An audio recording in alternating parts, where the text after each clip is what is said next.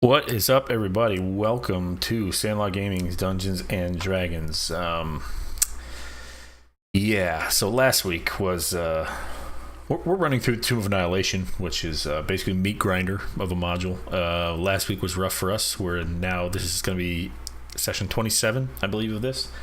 We lost two characters last week, and it was a shortened week, needless to say. So now we are going to pick up where we left off after Recto, our elven monk, and Roland, our human druid, both went down to the clay golems in the temple that we were trying to figure out. So today we're going to pick up with our surviving party members being Zigmundo, the mage, or the wizard, sorry, the elven wizard, Freudian slip, Jason, the human fighter, and Squawk, our Aarakocra bard, picking up where we left off. So let's jump into the chat and see where we go from here.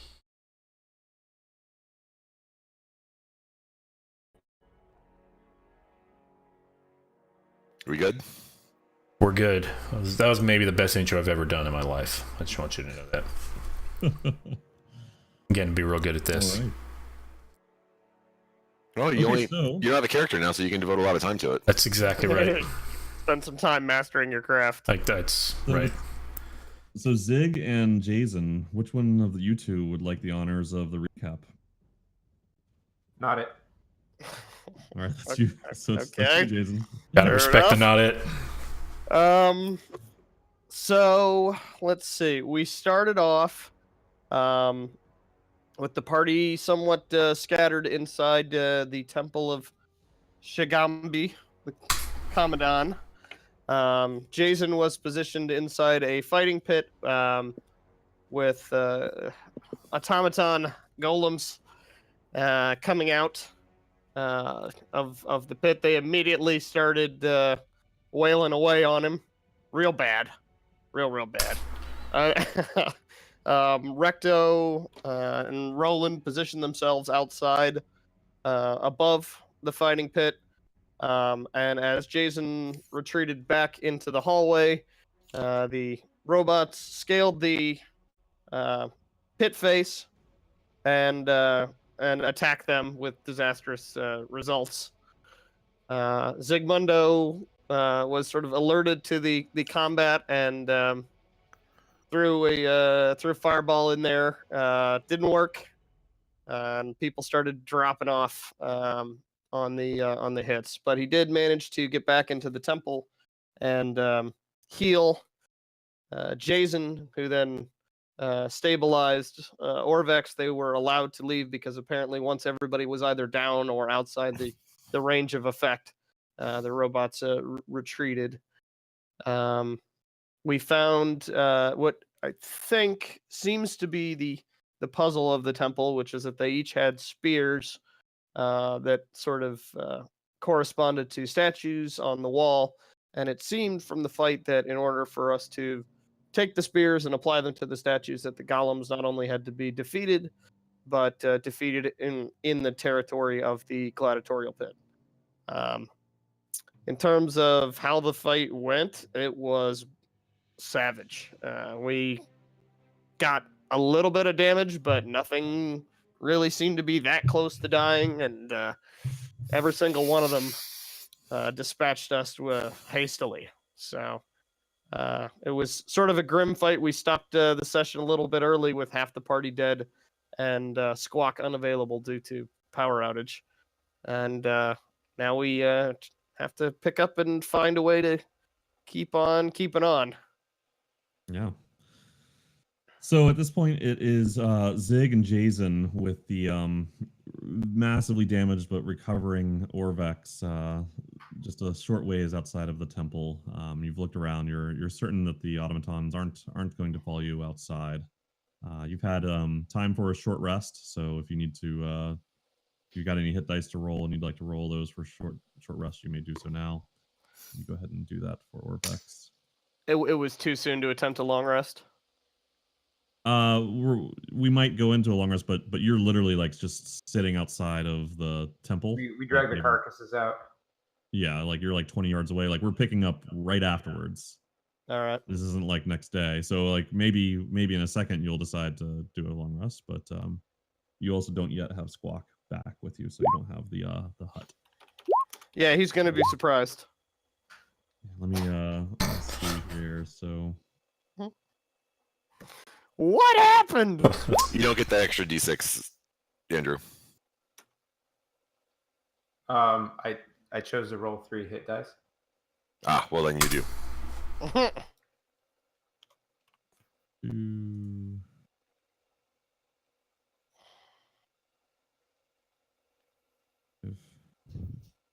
Why is Troy rolling? It makes me nervous every time Troy starts rolling. These are for It's for Orvex. Okay.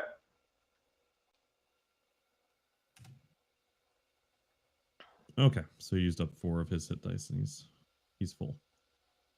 All right, and so I would imagine so Squawk, we said that basically you were on patrol for some reason, and so after a bit of time, we can see your test message, Recto. Maybe so the whole combat maybe took 2 minutes. Like, and I'm being generous, right? Because what was it, maybe 4 rounds before you guys were out of there? So that's technically 24 seconds. Yeah, they chopped us up like a NutriBullet. Yeah. So you were probably back outside roughly a minute after combat began. Basically, Squawk's like, I'm gonna go on putt. You guys are back already? Yeah. So Squawk, you start to fly back from doing maybe a quick tour of just the perimeter. Planning to go back inside, and you arrive to see you see a really beaten up Jason, slightly beaten up, well, actually pretty beaten up Zygmundo as well, Orvex. All 3 of them are beaten up, and you do see the lifeless bodies of Recto and Roland nearby that they've managed to pull out of the temple. And they are resting. They're in the middle or tail end of their rest when you arrive. What happened? So there are robots inside, and they killed Recto and Roland. But I do have this cloak. So. Come on, man. Also, Turna.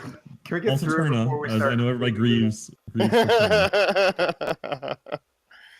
I mean it was. We were ambushed by robots. They tore us to pieces. What happened? I'm just like kind of. I don't know how else to tell you. So what do we need to do? Where do we go from here? I don't think they'd want us to just turn around and go home.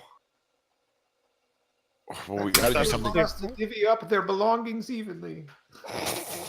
I think that's what they would want. I think they would want their gold distributed equally among us. Yes, it is sad, and I weep the entire time. But there is much gold in these pockets.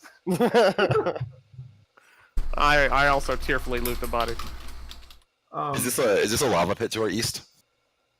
It is a lava pit to your east. You can actually feel from time to time as the wind blows. You can feel a little wave of heat blowing in from that direction. Do we want to Terminator 2 their bodies? And Squawk, you would have seen this on your perimeter search. I don't think anybody else has really seen the lava pit. Okay. But you would have during your flight around the perimeter. Okay. And it's pretty accurate. Like it's like a 100-foot chasm. It's more than 100 feet. Yeah, it's like 200, 300 feet down into a boiling pool of lava. Okay. And just one last question then. Does this, like, how accurate is this whole area relatively accurate? Like even down to this little bridgey thing in the southwest? Not that it matters. I'm just trying to ask. Are you talking about this thing? Yes. Yes. So all the macro features are there. I would just say like whether it's accurate. Okay. And this is a waterfall going into it, and this is the steam coming off the. Yeah. Like all the things that you see are really there. There might be some small things missing here and there and stuff like that. That's cool. Cool. Okay. What do we want to do with their body? Do we want to just dump their bodies in the lava? My understanding of Flames of Tresendar burial practices is that bodies are immolated and they are never spoken of again. Yes. Okay. Can we just pat down their bodies and take anything that we need from them? Yeah. Yeah, the last one. Um. In other news, we will now be Dr. Teeth in the Electric Mayhem. So wait, are you saying I'm a land baron now? So You are a land baron. You are the sole survivor. I have a hotel I need to be running. You have a premier woodworking shop. You got a lot of nice property. You might own a ruined castle up there. Yeah, well, now you have equal claim to the other sole survivor of Flames, though.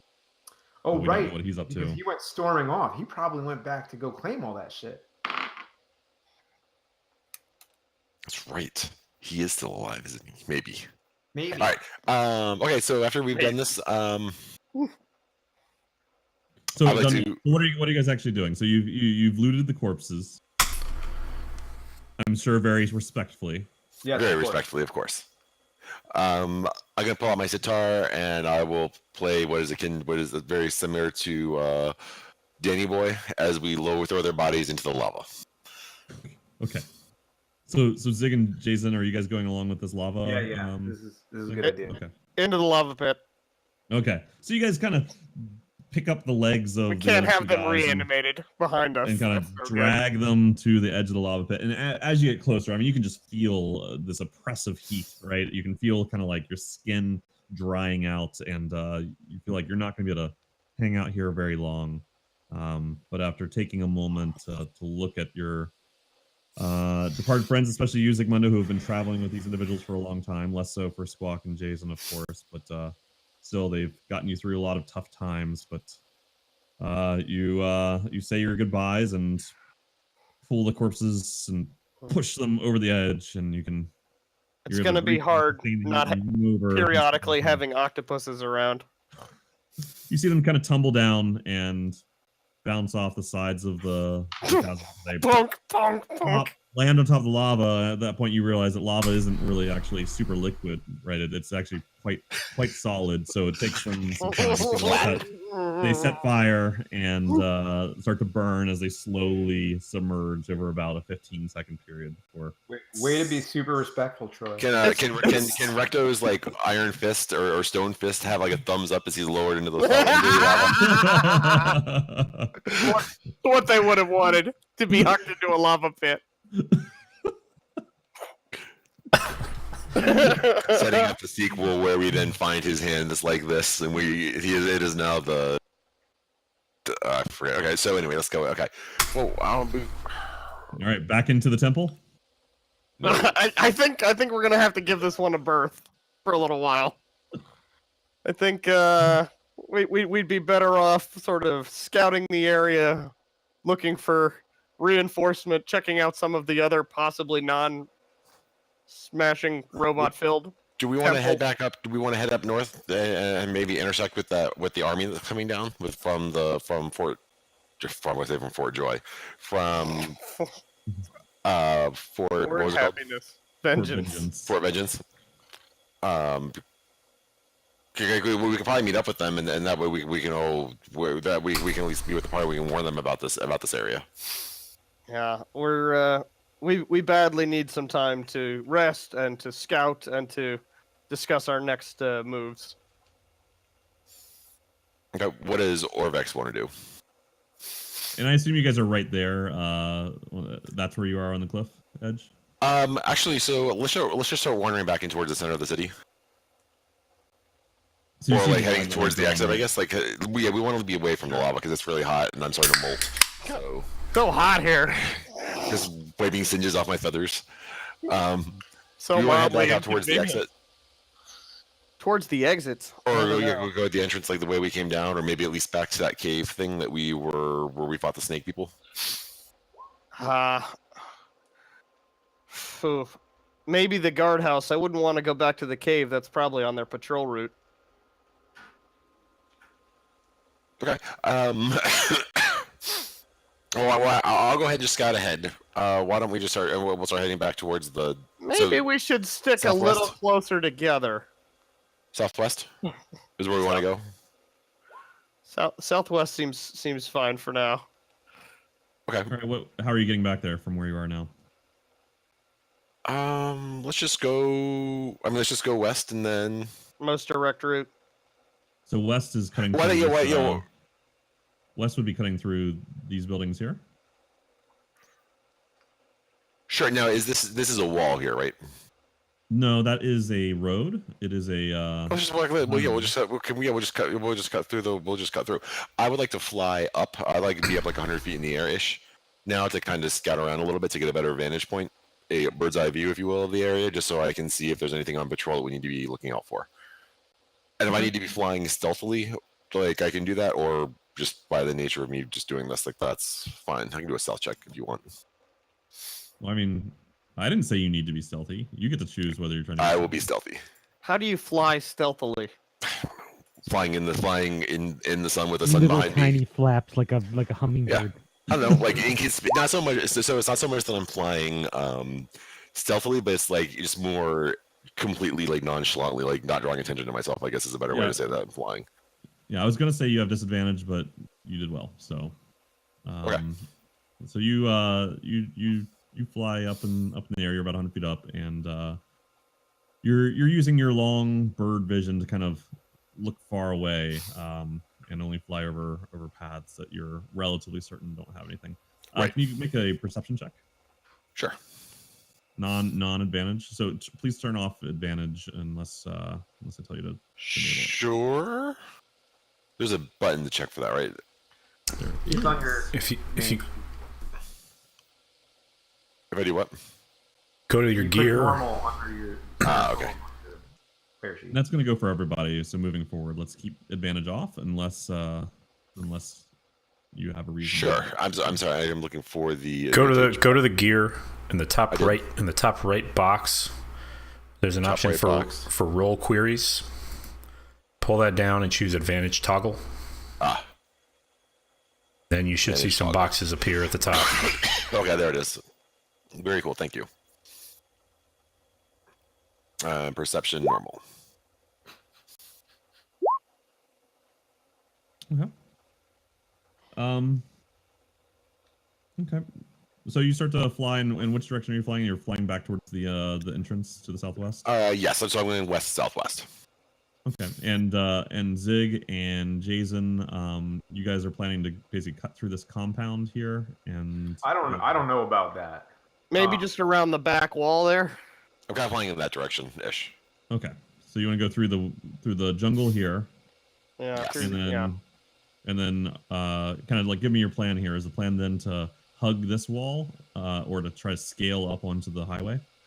Because remember, the highway is actually elevated. How high is the elevator? Is it? Maybe like 20 feet. Depends. Like it varies. We can just cut through the alley. We can just cut through terrain. the alley. That's fine. We'll just come through here, and then we'll just go parallel to it, and then go like this. So you're kind of going along this little alley. Yeah, next to the highway? that path as drawn there is probably where we're headed, and then I think the intention is to not in Mold House, but in that guardhouse to shack up and confer. Okay. So you guys make it to roughly the end of the road, and you see maybe 30 yards away, kind of somewhat hidden behind a cluster of trees. You see two individuals in dark clothes that appear to be at a camp of sorts. Okay. Do I see them first? You would see them first. Okay, and where can you mark them on the map just so I can? Yeah, in this general region. That general region. Probably Okay. close to this tree here. Okay, I'm gonna fly back down and we have some visitors here as well. There looks to be another a hunting party here with us. I think we should try to get whatever information we can about them before assuming anything. Yeah, I trust no one.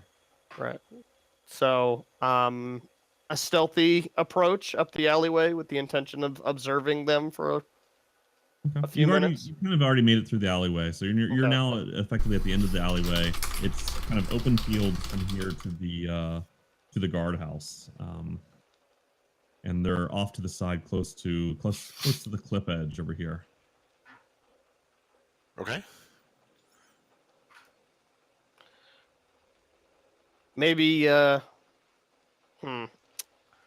doesn't seem like there's a good tactical approach to sneaking up there. Do you think maybe if you just flew over them, you could try to ascertain their intentions a little bit here? Sure, I can. Yeah, I'll try to recon them. a You're little in the bit best more. shape. You're in the best shape of any of us. Like if I can like land over here, like fly up in this area. Is this like above them in this canopy area? Yes, it is. Okay. Yeah, I'll kind of like fly into this little canopy area and watch them. Okay. Yeah, I can watch them. Now I can see our party in the. I can see both parties, correct? Yeah, from that distance, your party's relatively well hidden, but you can look over there, and from time to time, you can see a flash of movement. Okay, and can they? They're pretty small. Okay, so they wouldn't be able to see me like making any kind of gestures. They probably could not. No. Okay. Yeah, so I was just saying and watch these two strangers in dark clothes. Okay. So they seem to be eating a meal. Okay. You see them reaching into a bag and breaking out looks like some hardtack. One of them has actually you notice that both of them have large books next to them, and they're wearing kind of long, dark traveler's cloaks that are concealing the clothes underneath. Okay. And it's still like it's only like 10 o'clock in the morning. I would say at this point it's probably lunchtime. Okay. It's probably like 10:02 now, based on the combat situation. Well, by the time you guys sorted through their pockets and then rolled them off into the Kicked them lava. over into the lava pit. Okay. Heave. Takes a minute. I wish there was a way that I could. Hang on, let me. Someone else go do something. I need to look through some. See how I want to do this. Okay, so Squawk has disappeared. He's been gone for a few minutes now. Orvex is kind of he's talking to you, Zigmundo, and he's saying, I'm very sorry about your friends. That went awfully, and It did. I'm very thankful for you both helping to save me. I thought I was as good as dead as well. What's the plan now? I'm still very keen to help you here in Omu, but we seem to be quite thinly manned at this point. Yeah, we're definitely understaffed. I don't think we'd be served well in going back. At some point, we'll need to continue to investigate Omu. I certainly won't leave until at least the body of Rosnasi leaves with me. So I think we need to try to regroup, see what resources we can gather, and head back in. Maybe we'll be able to return to the temple of Shigambi when we're more prepared for what's in there. Yes, By the way, yes, you were very brave. I was impressed. You got some hits in there. I wouldn't have thought it of you. Well, thank you. It's not my specialty, but I didn't see what else we could do. Yeah, I got the sense of that. But it was nice to see some moxie. Yes, well, same to you. Same to you. It was very brave going into that room. Didn't have good results, but you might make for a scientist yet. We call it experimentation. You never know what happens until you wander into the room, and sometimes you find massively world-changing new results, and sometimes your friends die. Oh my Well, cutting things to ribbon is a kind of science. That's what Garrod does. Using my observant feat, Troy, I'm trying to ascertain like if these people are a threat, like what the Okay. party would be, what this duo would be. Yep. Can I see like as they're talking, their lips moving, so I can interpret what they're saying? Let's go ahead and roll an investigation check there, because now you're zooming in here more than just perception. Okay. But it's my skill is just to do this, though. I mean, that's fine. I will do it because you're asking me to. Here's the issue: is you're really far away. Ah, well then, that would do. That's why. So I think that's good enough that you can make out one of the person. So they're kind of facing each other. Okay. So you can see one of their faces, and a normal human probably couldn't do this. But with your extra keen Aarakocra eyes, you're able to kind of like binocular in and barely make out this one individual's lips moving. He seems to be a male. You can't really tell anything about the other because the other is facing away from you. And as the lips move, a lot of what this one individual is discussing, it's hard to piece together because you're seeing half of the conversation, but a lot of it is general bullshit, shooting the shit about a journey through the jungle. You ascertain that they've been traveling for many weeks now and have only just arrived in Omu. And kind of they're talking a little bit about what to do next. You do see one thing that at one point one of the individuals mentions the name Shadow Mantle. Shadow Mantle? Mm-hmm. Okay. Good enough for me. That checks out. That's Shadow Mantle, yeah, of course. Okay. All right, I'm gonna fly back. I'm gonna fly back to the group to the north, and tell them that just so they don't really they don't strike me as a threat, but they haven't really made any kind of aggressive moves, but they haven't really done anything. Yeah, I don't really want to keep watching them. Like we either fight them or we speak with them. Like, we just need to decide what we're gonna do here. Did they seem like they were associated with the Red Wizards at all? We don't. They said something about a shadow mantle. Well, I don't think it's something we can afford to leave behind us in the shape we're in. Okay, so we go talk to them. Seems like we might. You're occasionally persuasive. Would you like to greet them for us? We can do that. I'm gonna pull out my sitar. And I'm gonna start playing some music so as not to just like spook the two people. You'd rather that just like pop up and be like, "Hey guys, how are you?" You'd rather just confuse them. Yeah, I'd rather just confuse them. A sitar. Okay. What are you doing? All right. So give me a moment here.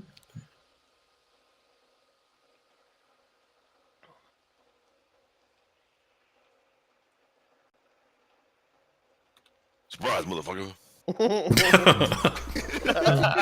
So all of you are walking together, or I'd be, sort of helping Orvex along behind the approach. Yeah, and I'm kind of like hovering along at like 10 feet. okay? So you're hovering along, strumming the sitar. All right, and the other three individuals are behind. Walking order, by the way, I guess would be Jason. I guess it's triangle. Jason, Zigmundo, and then me kind of like I'm having them with Orvex behind us, bringing up the rear. Okay. Flying V. All right. So you guys walk through the clearing, and when you're maybe 50 yards away, the two individuals notice you, and they both stand up, and they don't make any moves towards you or anything, but they do kind of gather the things, throw their packs on their back, and you see them both kind of pull out these staves that they had on the ground, are each holding a staff. Okay. All right. Hello, travelers. And you see one of them who was the one that you couldn't see before, Squawk, kind of pulls his hood back, and he has a mostly bald head and a bushy gray beard, and he waves to you and says, hello, friends. Um, who are you? Can we help you? We're just taking a break for a meal here. Not looking for any trouble. We are not looking for any trouble either, but we've apparently ran into our own fair share of trouble, and we're just trying to recollect ourselves now. What brings you to Omu? Well, we're here searching. We've heard there's some interesting locations and magic and forces at work here that we'd be keen to know more about. It seems to be bringing a lot of people to Omu. What brings you here? It's a long story, friend, and to be honest, it's trust is being a little bit too. It's just a long story, and right now we're just really tired. We've lost a lot of our companions, and we're trying to recollect ourselves now. I see. Have you heard anything about a lich here in the city? Well, yes, that seems to be that is the fairy, not the fairy tale. That's not the rumor. That's the story here about Omu that a lich has taken up residence in this area. Have you heard any specifics? We've just arrived in the city, and it would save us a lot of time if you could point us in the right direction where we could find this lich. Well, that's if there was a lich here, there's a lot of territory to cover, and we don't know exactly where he is in this area if he is here. Okay. Any? Do you happen to know any advice? Any advice for us about how we could find this lich? Well, I kind of look around at the party and it's your guess is really right now we're looking for. Do I want to tell him? Well, if you're asking the party, I would suggest that if they're not aligned. So Jason, before you answer, Yeah. Squawk, are you asking the party? No, Nick is asking because I'm not using Squawk's voice. Sorry. Oh. We could use some reinforcements. I think no problem sharing information. Maybe they hang out with us for a little while and we can explain. I mean, there's no reason if they're trying to take the lich down.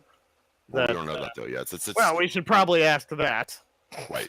I guess it depends on you. My information depends on who you are and why you're looking for, and again, what brings you. I guess that is the question right now. I see. So, we worship a powerful individual who has indicated that we should make pilgrimage here, and this lich, there's something he's working on that we need to see for ourselves. And if you have information about how to track this lich down, it would be very valuable to us. Okay, give me 1 second to do something here. And I know you're going to ask me to do this, so I'm just going to do it. Are there I'm looking for any kind of insignias or any kind of distinguishing marks on their robes or anything that might look like that I would recognize. Okay. Any kind of symbols of anything that we've seen in our travels or anything. Sure. You make a religion check. Oh, dagger.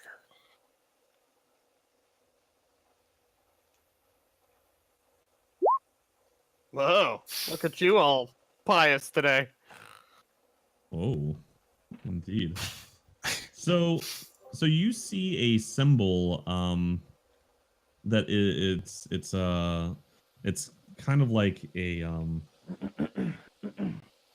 it's almost like a pie symbol, but with these kind of intricate threads woven through the center of the two vertical pillars. You recognize this as the symbol of Orcus, the Prince of Undead. Okay. You probably picked this up in your travels to Waterdeep. Okay. He's well known for having cultists who worship the undead and generally are sympathetic to undead-like things. They see sympathetic towards it. The Orcus cultists typically are, yes. They are typically looking to bring forward the undead. Okay. They're kind of the opposite of those like paladins that were seeking to destroy the undead. Right, so they're kind of like like probably things that what's her name? Doesn't like. Saja Nabaza probably doesn't like. She probably wouldn't be a huge fan. She probably wouldn't be a huge fan. Okay. I say so I think the Lich mentioned something about that he was seeking some kind of these cubes, these tomes to his power, and we were able to locate one, but we weren't able to. It was over there, up to the northeast. We weren't able to locate. We weren't able to secure it, but we do know that there's something there that he would want. And that is how many of these are there? Did you say? He wouldn't tell us how many. He just it's when it's. He just said that we should go into this and recover something for him. We weren't really sure what it was or what we were looking for, what we needed to do. He said we would recognize it when we saw it. And you've only seen or heard of the one, then? Yes. Okay, go ahead and make a deception check.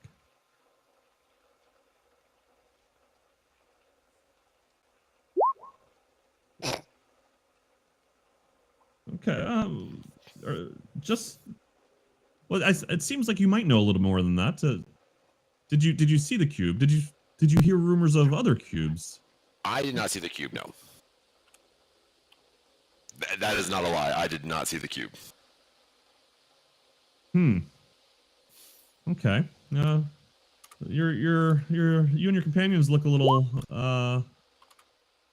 worn here. As he says that, the other steps forward, and the other one's younger. Has medium length black hair, in a little goatee.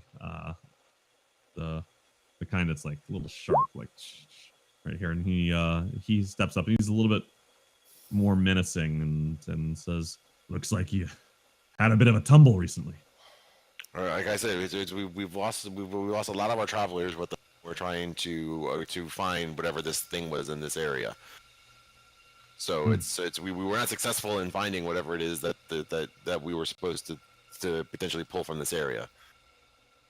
Some of us definitely tumbled further than others.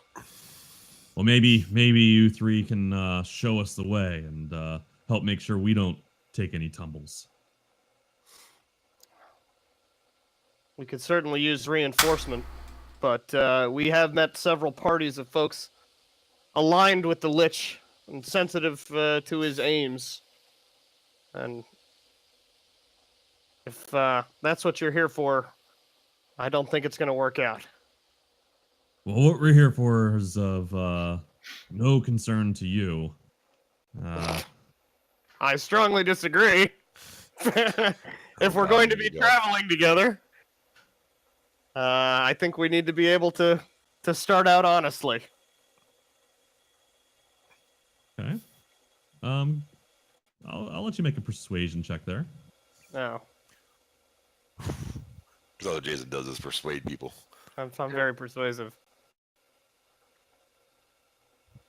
Most of my persuasion is done with stabby things. Let's see. Persuasion -1. Okay, great. Ah! They hate my guts. All right. So the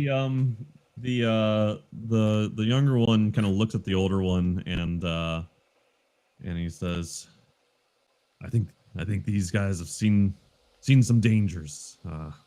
With just two of us, might not turn out well for us. Let's have them show us. And the older one holds up his hand, one hand holding the staff, holds up the other, says some word, and then looks at you, Jason, and says, "Show us the cubes." I don't actually have them, do I? Well, it doesn't matter. Let's. So who was holding the one that we had? You mean the one that got taken away from us? No. The one we snagged one out of the frog team that's temple. Oh right. We have one of 9 cubes, but I don't know who was holding it. I guess it's me now. I guess it was on the corpses. So yeah, I'll. I mean, we didn't talk about who got what. I mean, we Right. looked at everybody's inventory. Right. Yeah. Well, who was holding it before everybody got murdered? I don't have the cube. I'm pretty sure you guys decided I was not holding the cube. Did you even remember to grab it? I wasn't there. Out of the Froghemoth temple? I think Squawk's the one that Wasn't came it, out with I it. believe Squawk came out. Squawk would have it. Squawk would have it. Okay. Well, so I guess in this case, then I'd head Well, over and first- trying to start well, so- rummaging through Squawk's backpack. So first make a wisdom saving throw. Okay. I mean, unless I don't have to do that, in which case I won't. Let me see here. I don't Can't think imagine that's gonna good do enough. it. Yeah. I don't think it is. I'm just not sure where on an NPC sheet I see that. It's basically 10 plus. Oh, it's no, yeah, it did not save. So all right, so you are basically compelled to do it. Question. So I do have this, and since I am playing my sitar, I am technically doing a performance. Okay. Can I counter charm it?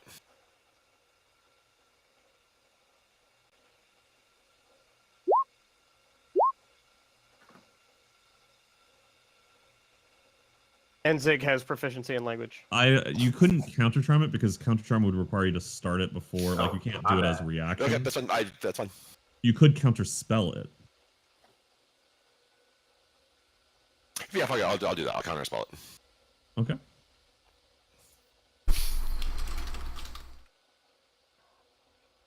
Oh yeah, I'll counter spell. Okay. Say, what was that about? Hey, whoa, what's going on here, guys?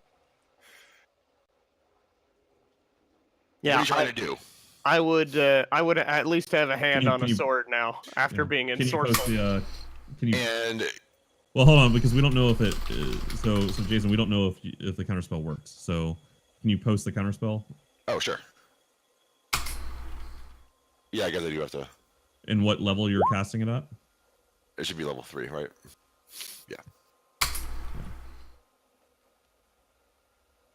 Okay, so that's actually it automatically succeeds because they were casting at level 2. So Jason, you're not affected by it. They do see you cast this counter spell, and as they see that, the younger one pulls out a dagger, and let's go ahead and roll initiative. Oh boy. Okay. Am I able to? Roll initiative. Time will tell. Hang on. Oh yeah, I'll do that. I'll do that now. Actually, well, instead of. I was ready. Without it's gonna be my turn regardless. I'll fix the tokens because I gotta Okay. get the battle map ready. Another successful interaction with the stranger. Outside of burning things, I'd say it's the thing the party does best is interact with strangers. Do I need to roll again, Troy? Did you say you were gonna grab it, or? I will grab it. Don't worry. Okay. It's just I don't have the battle map ready. Why didn't you just want to give them this information? I thought that if I could get them to go into that temple by themselves, then those things could kill them, or they would grab the cube and then we could kill them. I was hoping they'd be friendly, but Well, it didn't look that way. being that they so- are undead supporters, that's probably not optimal. Yeah, the likelihood started to really plummet there. That was a good look on your part. Plus, it's not like Shadow Mantle is somebody's like vacation home or something. You know what I mean? You never know. Maybe people have weird places. All right, so let We've me got a just grab birdhouse that. factory staffed by some kind of goblin. You know, so who are we to judge?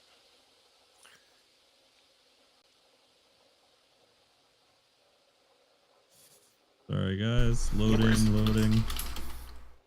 Yeah. Oh, and they're humans. At least they're not robots. That you know of. I don't have nearly as much health as I would like. Yeah, not gonna lie. I saw. When he said 2 people, I was like, "Oh, hey, this is gonna be Recto and Roland." Right, 2.0. yeah, that's what I was hoping too, and then I was like, oh, And then it's Jay not started them. talking. I was like, "Oh." It's not them. We're gonna be attacked. Oh, jeez. All right. I would have handled that a lot differently had I known that they were not Recto and Roland. Well, time to recover my confidence and my ability to stab things with a pointy object. Okay, got the Orvex here because he's going to be so incredibly important.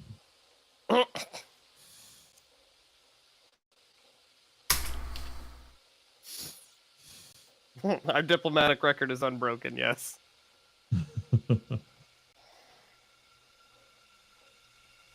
I think the closest we ever got to talking our way out of a fight was with a snakeopus.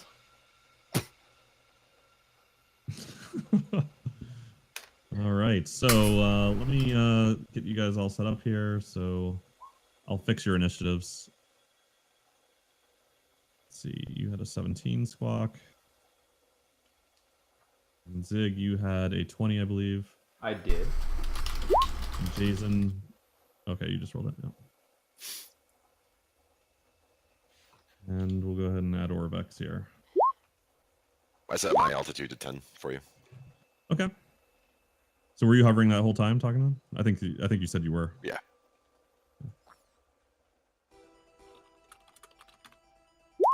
Okay. Well. So Zigmundo, you see this conversation take place. You see one of them pull a dagger. The other one cast a spell at Jason, which was then counterspelled by Squawk. Gasp. Gasp indeed. Okay, so Squawk counterspelled.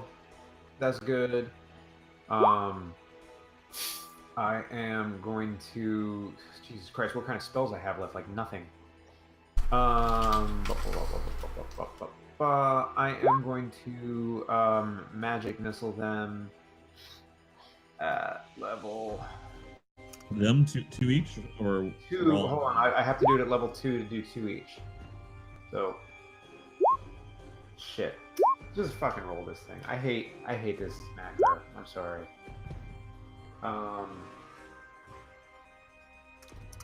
So let's see. Magic missile is 1d plus 4. 1d4 plus 1.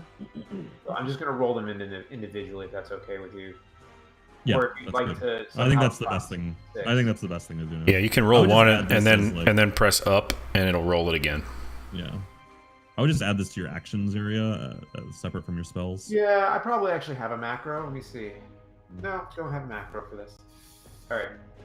Roll 1d4 plus 1, Nice. 2, Okay. 3, 4. Okay, so the first 2 are going for the one on the west side, and Yep. the second 2 are going for the east side. Age. All right. So, pop, pop, pop, pop. You see them impact into these guys, and as the it starts to tear away their traveler's cloak, and below you see these dark leathers with kind of like bones sewn into the shoulder pads, like little finger bones, and it's kind of just like this dark leather with a little bit of rough and tumble. It seems like they've seen some action. I turn to everybody quickly and I yell, "Bone and leather, daddies! Aye!" All right. Is that the end of your turn? That ends my turn. All right, Squawk, you're up. Okay, so as my action, I am going to start using my performance net to be more inspirational, and so everyone can focus their attention on the guys and make it a counter charm. Okay. Okay, and then as my bonus action, I'm going to give Jason my bardic inspiration, Okay. and that'll be my turn. All right. So Jason, you got a bardic inspiration. Sweet. Okay. Welcome to the jungle. So Orvex is We've been here a basically like, while. oh, not again, not again. I hate Omu. And he runs in. It's pretty in this rough. corner. Rough neighborhood for sure.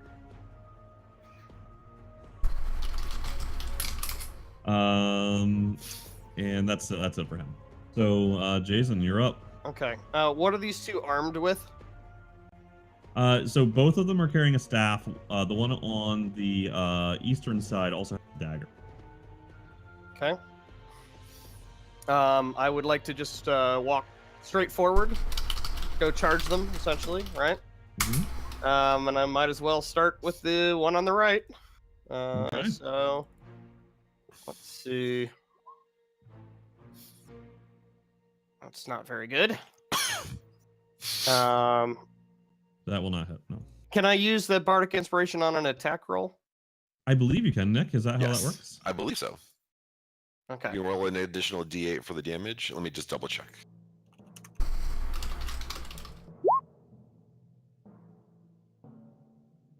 Attack roll. Yep. Attack roll, yes. Damn it. Oh, brutal. No, doesn't hit. Good luck continues. All right, offhand. Wow. Man, I am having a day. Okay, back to the... Is something wrong? Am I doing this incorrectly? Was that literally... Keep rolling real dice. That was... Hold on. 1, 2, 3, 4, 5 nines in a row. Is something off? Anyway. Did you just put the macro for roll 9 there? Yeah. You rolled 3 2s in a row for attack. That's Are you rolling a one-sided dice with 9 on it? I mean, Yeah. so I'll use a Just a novelty dice that just says 9, 9, 9. I don't know. Wait, I have to actually attack to use a maneuvering attack, right? Or it's not its You own. have to land. separate- You have to land the attack. You have to. It has Oh, not boy. just attack, but you have to hit. Oh boy, here come the punches. Okay, I will action surge. Okay. I don't think I got a chance to do that last time. I died too quickly. Oh, plus there's been a short rest anyway, so There has been a short rest. there we go. That does hit. Okay, so we'll take that, and I will use a disarming attack against the staff of the one that. Okay. So he takes. Well, he gets a strength save. So let's see. It's probably not going to go well for him. Shoot. Well, it's the first thing. He doesn't actually have an advantage. And yeah, he takes an additional 3 damage, and you kind of swing the sword around. He brings the sword, the staff up to block it, and as your sword connects with it, just flies out of his hand several feet away.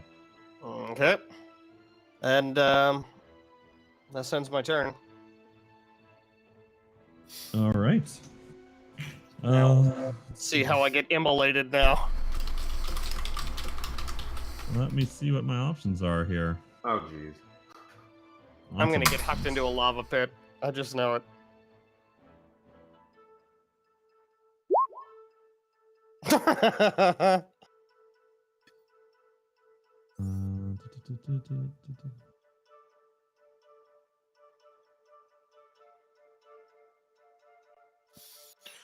All right, so Don't need to look into it too closely. They can always just try to hit me with the stick, right? Just do that. so this one backs away to Do I get so an here- opportunity attack? you do. Okay. So let's see. Come on, 9. That's gonna be a 9. I just know it. Oh, it hits. So one of the things we need, someone needs to look up. Let's not do it now because I don't want to disrupt the combat any more than we have to. But I saw someone saying, and I'm not sure if this is legit, that if you succeed on an opportunity attack, it might prevent the movement. I've never heard of that, but I'll I've look never into heard of it either, but I heard somebody saying it. So maybe between somebody's turns, it might be. I'll look it up. Dude, say that again. See. If you succeed the opportunity attack, it does what? It prevents the actual movement or stops the movement. It does in Divinity, I know. Huh. But that's a totally different game. Right, yeah. So, We not sure we why I haven't said been that. playing that way. But if that is the real rules, then I'll start playing that way. I don't- It's still. I'm fine with us playing the way we're playing. Like, I don't think we need to. Like, I think what we're doing makes sense. We're playing it right. Yeah, I think it's fine to move. Okay. All right. So the text states the attack interrupts the provoking creature's movement occurring right before the creature leaves your reach, but that doesn't necessarily mean that it stops it. Right. Okay. Good. All Or right. So you the could resume it, I guess, after being interrupted, right? Yeah. So the older mage steps away, turns as he's reeling from the blow that took him on the back, sliced open some of his armor, and you can see blood starting to eke out. He turns around, holds his hand out, and you see his hand turn white as frost just begins to spew from it, and this enormous cone of frost and snowflakes just emits forward, encasing Jason and Squawk. I need both of you guys to. So Jason and I'm Squawk. gonna counterspell it. Okay. I am refreshed. It's very hot out here. How many hit points do I gain? What level are you casting it at, 3. Squawk? 3. Okay.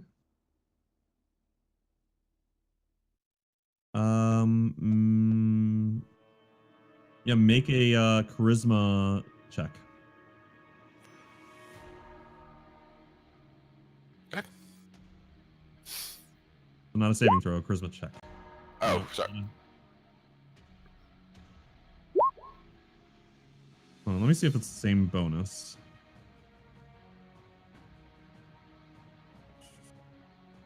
Because if so, I'll give it to you. 2 first plus one 1. would- So d20 plus 5 versus d20 plus 2 plus 3, 4, 5, 6. Why would Alright, my... Okay. So I'll go ahead and, well, hold on. Yeah, because it's 2 plus 1 plus your proficiency. Yeah, okay. So I think that it did succeed. So as you step away, you start to feel your body just become, starting to freeze up. You manage to just barely counterspell it, and the spell kind of slurps back up into his hand. And he curses beneath his breath. And that's it for his turn. All right. So now for the one next to Jason. Let's see. All right, you see him chant something, and as soon as he's done with that, Jason, you see him take off like a rocket upwards. So does that mean I get an opportunity attack on that guy too? It would if you had a reaction left. Oh, right. And so he's about 60 feet up now. Oh, Air man. combat! Air combat! Dogfight! Okay. And I throw a rock at him. and that will be the end of their turn.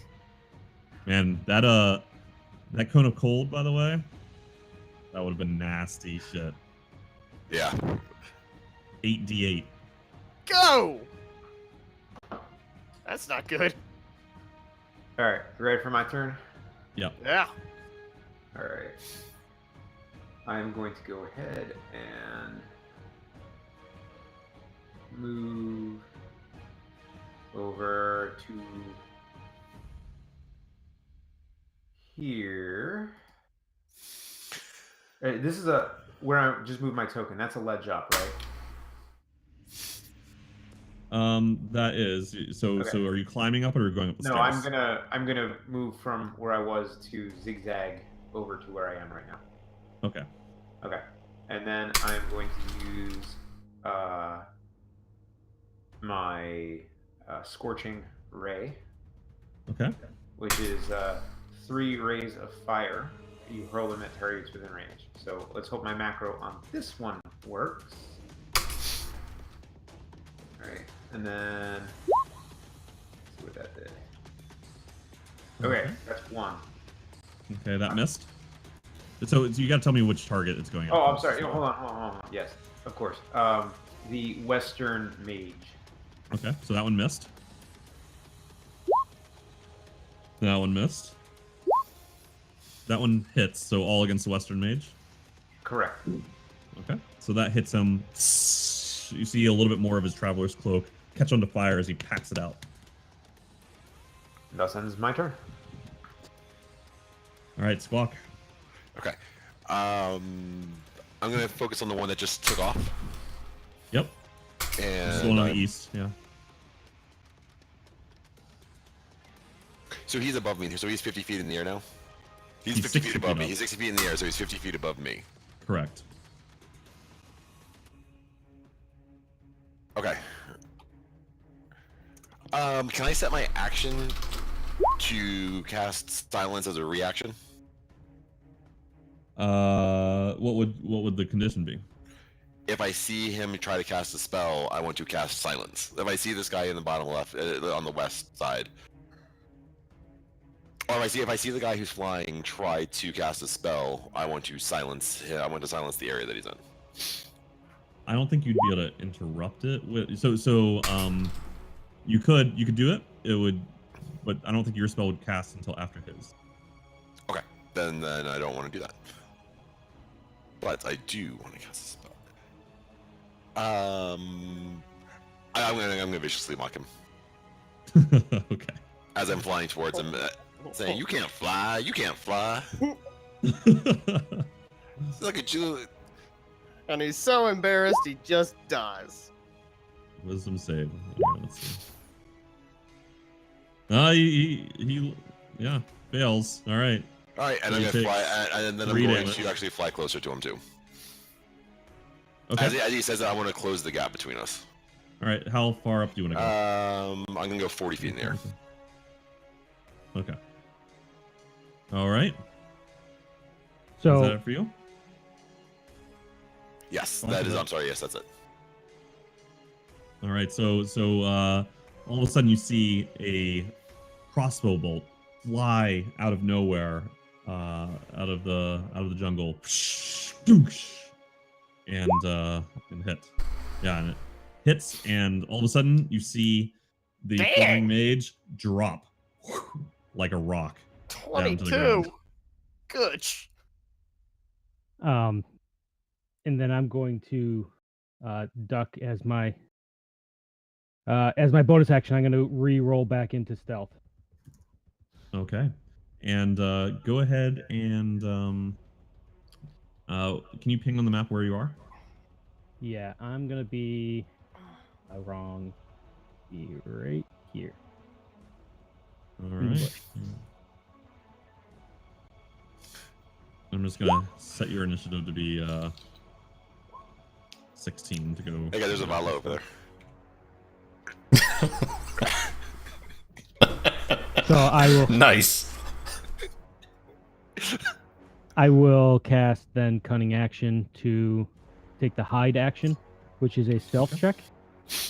Okay. I believe is a stealth check. Hide is a stealth. Yeah, I'll let you make a stealth check. Nice. Jesus, Andy, So rolling rocks. Damn.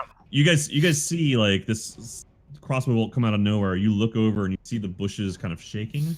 You don't see anything there. Okay. Nice. All right. Got him right in the face. That was one hell of a mocking. Once again.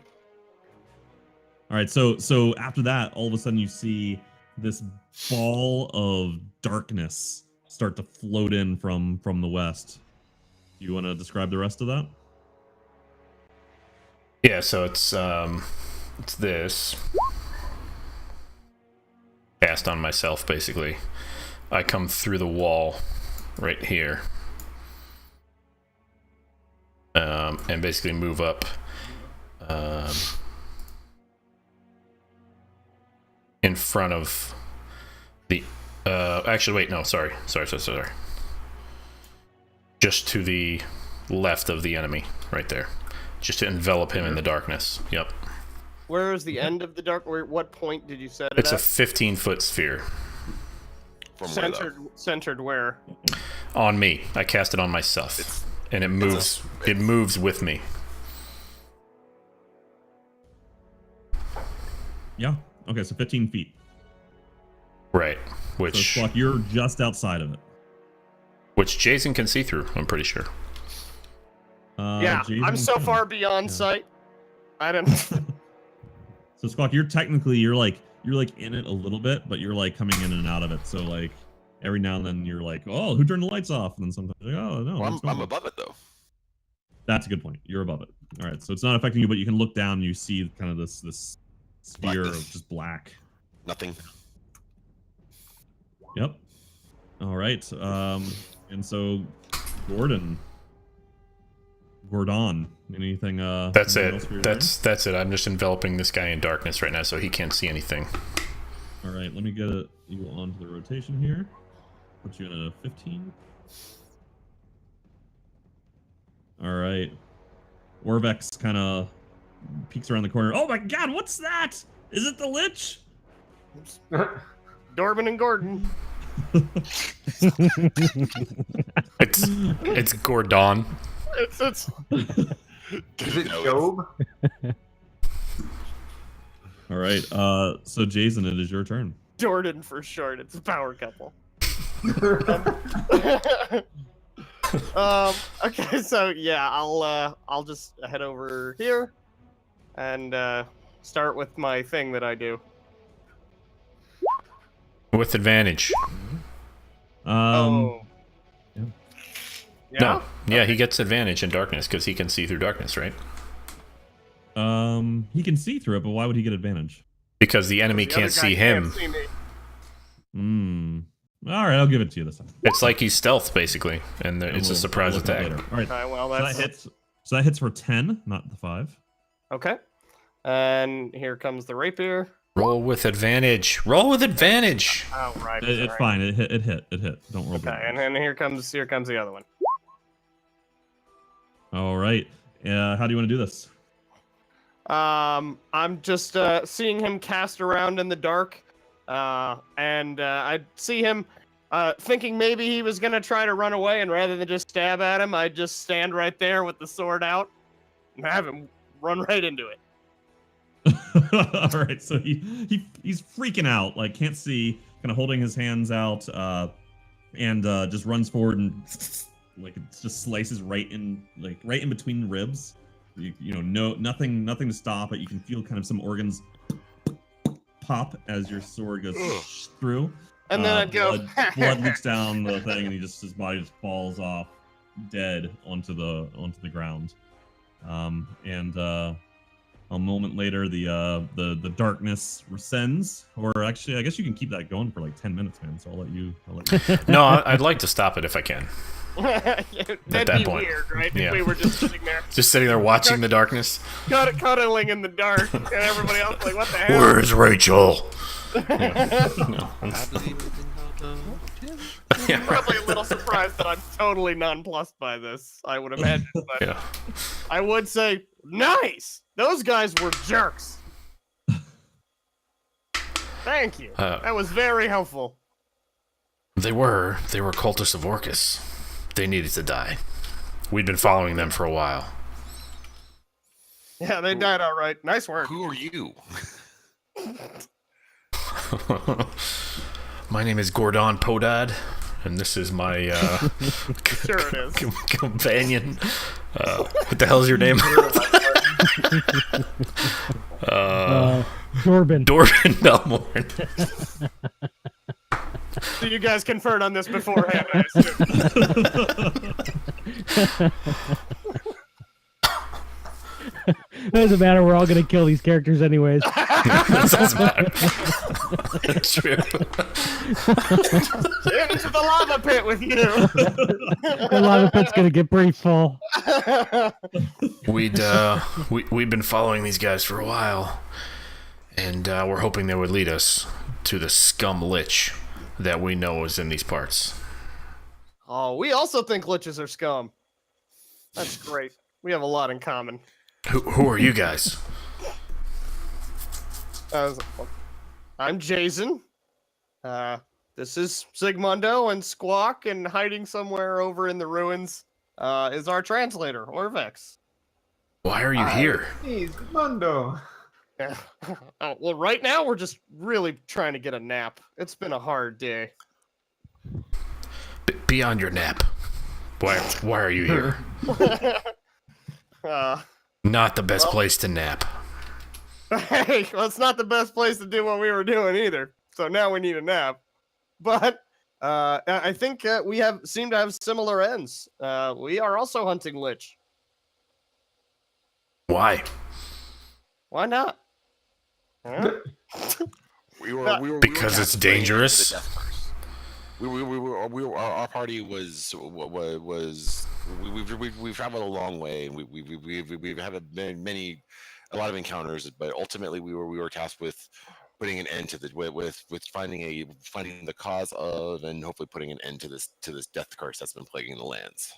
I want to, at this point, come out of the bush from behind and cast the mage hand that I can take a single gold piece from Jason's pocket, bring it across his face, and then back towards me, kind of like in a slightly mocking way, and then step forward out of the shadows and say, "What do you know of the death curse?" As I kind of look at the gold piece. Well, we've had several people to succumb to it, for one thing. Didn't seem that great. Had to throw them into yon lava pit. We know We know very little so far, but we know that the beings that seem to be the protectors of these lands are starting to be affected by it in many ways, and they are too weak to be able to find the source themselves. So they've asked us to be able to investigate the situation. And how's that going for you? Well, Mixed results. we've seemed to have lost. We recently lost half of our party, so we are looking for a new way to gather our resources right now. To our credit, things were going pretty well prior to that. What have you learned so far? And I assume they tell us everything they've learned. Yeah. Before I'll put my talent on Jason's chest and say, well, we've gone through a lot. We still don't really know why you're here and what you're looking for. Oh, but you see how he made everything dark and then he stabbed that guy? It was great. Dorbin, you want to tell him? what do you know of the Raven Queen? Is that Shadow Mantle? Jason No. shrugs. No. For now, I heard these two people that you were stalking, that you were supposedly stalking, talking about Shadow Mantle. let us at this point just say we are here to end the Lich and the death curse here by glory of the Raven Queen. Oh. Raven Queen probably should have sent a few more guys. It's really dangerous in here. We seem to be doing okay. You should worry about yourself. Both true. Well, you're only two, and we just had two people die, so... That said, there does seem to be a lot more undead here than we anticipated, and So many. We seem to both want the same thing, so perhaps we can combine our resources for at least the near future for the common cause. It's not just undead. There's Wanti all over the place. There's frogmen hanging around here somewhere. Automatrons. Atomic robots. It's a whole mess of creatures. We fought a frog. We fought a froghemoth earlier. It's a mess. As you guys talk about this, you actually all kind of start to recognize that it's slightly strange that you actually haven't seen any undead present since you entered the city. That's not true, by the way. We saw an undead horde when we were resting, That over was outside the city. over There's here. outside before. No, we were resting at night, like in here one night, and there was an undead That's true. You horde. saw ghouls. There was ghouls. That's Yeah, right. yeah. Sorry, is that undead or not? That's a good question. Close I don't know. enough. Whatever. They're Not feasting undead in on- the sense that what we are thinking of. They're feasting on corpses. Seems worth No. slaughtering. And Anyway, so, my point stands. could They are I undead. just You're right. They are undead. could we just assume, for the sake of brevity, that we have Orvex explain about the temples? Yes. So Orvex explains that there are 9 temples within the city. That what he has learned from the party is that Asarerak said basically you've got to find the stones in each of the temples, the cubes in each of the temples, to gain access to his tomb where he's hiding, and he basically taunted the party. Hey, go find them and Yeah. They're come not back. easy to come by, it turns out. Yeah. And so he also describes a bit of the legend of the 9 gods, about how there were basically 4 pairs of enemy gods, and that they were all kind of modeled after local animals, and they were they basically replaced Ubtal, and then they seem to now be dead and gone again. So, and that's about all he knows. Just flash forward to later, yada yada yada. We threw Roland and Recto into the lava pit, came over here, and you know the rest. So And the archer chick. oh yeah. Turna got thrown over to. My condolences for your losses, Also, Turner was there. as we know, death is a part of life, and they have now moved on.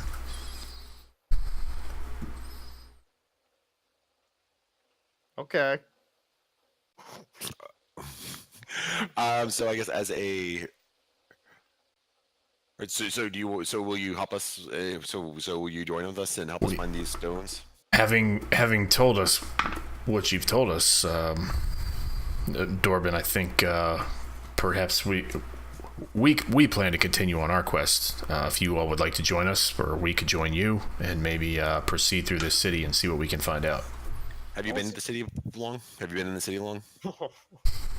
We're new in town. We have not. We just followed these Orcus cultists into the city. We tend to kill Orcus cultists on sight, but this was kind of a special circumstance, and where we thought they might lead us somewhere to our greater goal that we were trying to accomplish. Okay.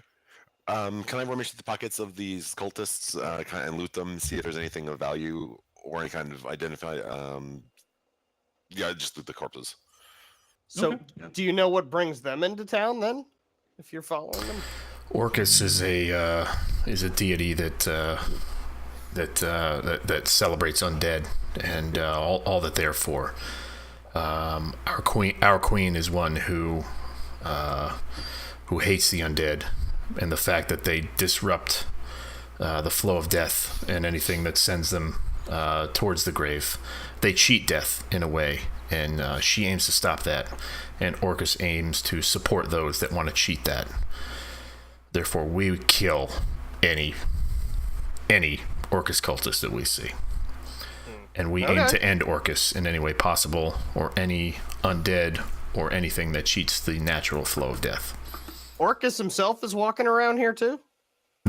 Probably not. No. If that's the case, then we are in very big trouble. That sounds like a lot to bite off to send 2 guys. But these are just 2 dopes who think they're, gonna get in his good graces, but thought they might get a little closer to him by coming down to this godforsaken lich down here. So, hey Squawk, as you rummage through the pockets, you find that one of the was carrying 40 gold, okay, and the older cultist was carrying 120 gold. 120 gold. Mm-hmm. So a total of 160. 160 gold. So we each get 40 gold. Well, there's 5 of you, so I'm not sure. 30 gold. Sorry, I'm sorry about that. I need to do math better. That would be. Nope, that's still not right. Try again. 33. Oh my god. It's 160 gold, right? Yeah. You said 120? It was 120 plus 140, so a total of 100. Pay no attention. Well, to it's 240 is what you said then. No, I said 106. I said 140 plus. No, Jesus. What I said 120 plus 40. I heard Plus 40, 60,000. Yeah, so it's 160. 32 Yes. gold each. That's what I said. No, that was none of the things you said. Were 30. The tape will say differently. All right.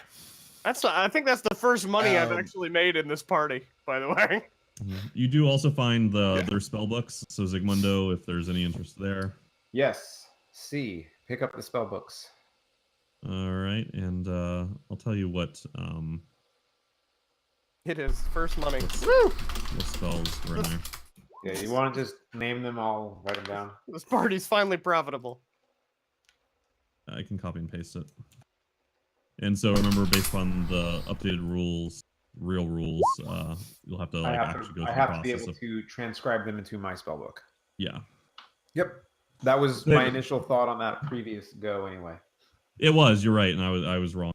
So I had to look that up. Ooh, those are some good ones. Misty Step. Ooh. Counterspell. Oh, that'd be a nice one to get. All right, Yeah, I'm gonna copy these over. We can't get to- enough of those. What, counterspells? I mean, Yeah. seriously. Troy, do you mind adding just like another thing, like a call it mage spellbook or whatever under my character, and I'll just paste that in there? Sure. Cool. Do we want to do a quick bio? Yeah, bio. let's- I got to I'm re-up okay the with that. cocktail. I'll be back. Are we gonna? Is there gonna be a rest at this point, or are we just gonna keep moving? I badly need one. I'm out of Yeah. spells, so I vote for one. Yeah, I think we should spend the night getting to know each other, trying each other's Ooh. cooking, you know, and planning our next foray into the city. Telling some more stories. I would second that. Yeah. Trying to Okay. remember which one is Gordon and which one is Dorbin. It's Gordon. Gordon. Sure it is. All right. So let's assume Squawk pulls out the hut, Yep. and you will all get a long rest. Oh, thank God. We'll need to redo the watch order, by the way. We're short one elf now, so at some point we'll need to figure that out. Yeah. This night you make it through the night without any interruption. All right, I'll be right back. Ding. I'm gonna grab some water. Yep. Ding. Dang, what? Fries are done? Oh, sweet, sweet spells.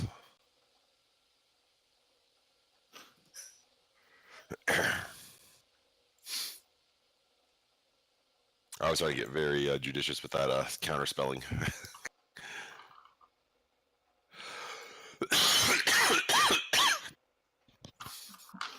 Basically, that's what my level 3 spells are, is just my allotment for counter spells.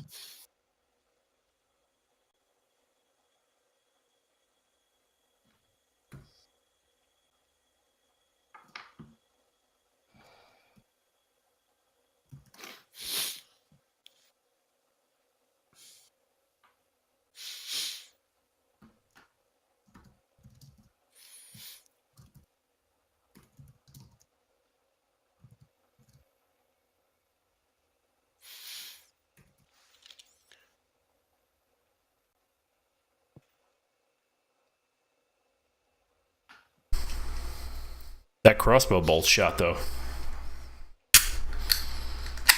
Yeah, no kidding. That was a lot of damage. Yeah, that was that was literally exactly how many health that guy had left.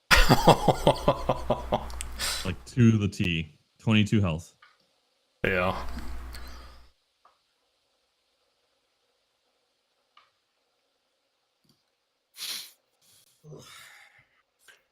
Is that really what Ryan Fitzpatrick? No, it's got to be Photoshop. I got so burnt. Oh, I today. heard there was some weird stuff in his press conference. Like, I mean, he looks like Conor McGregor.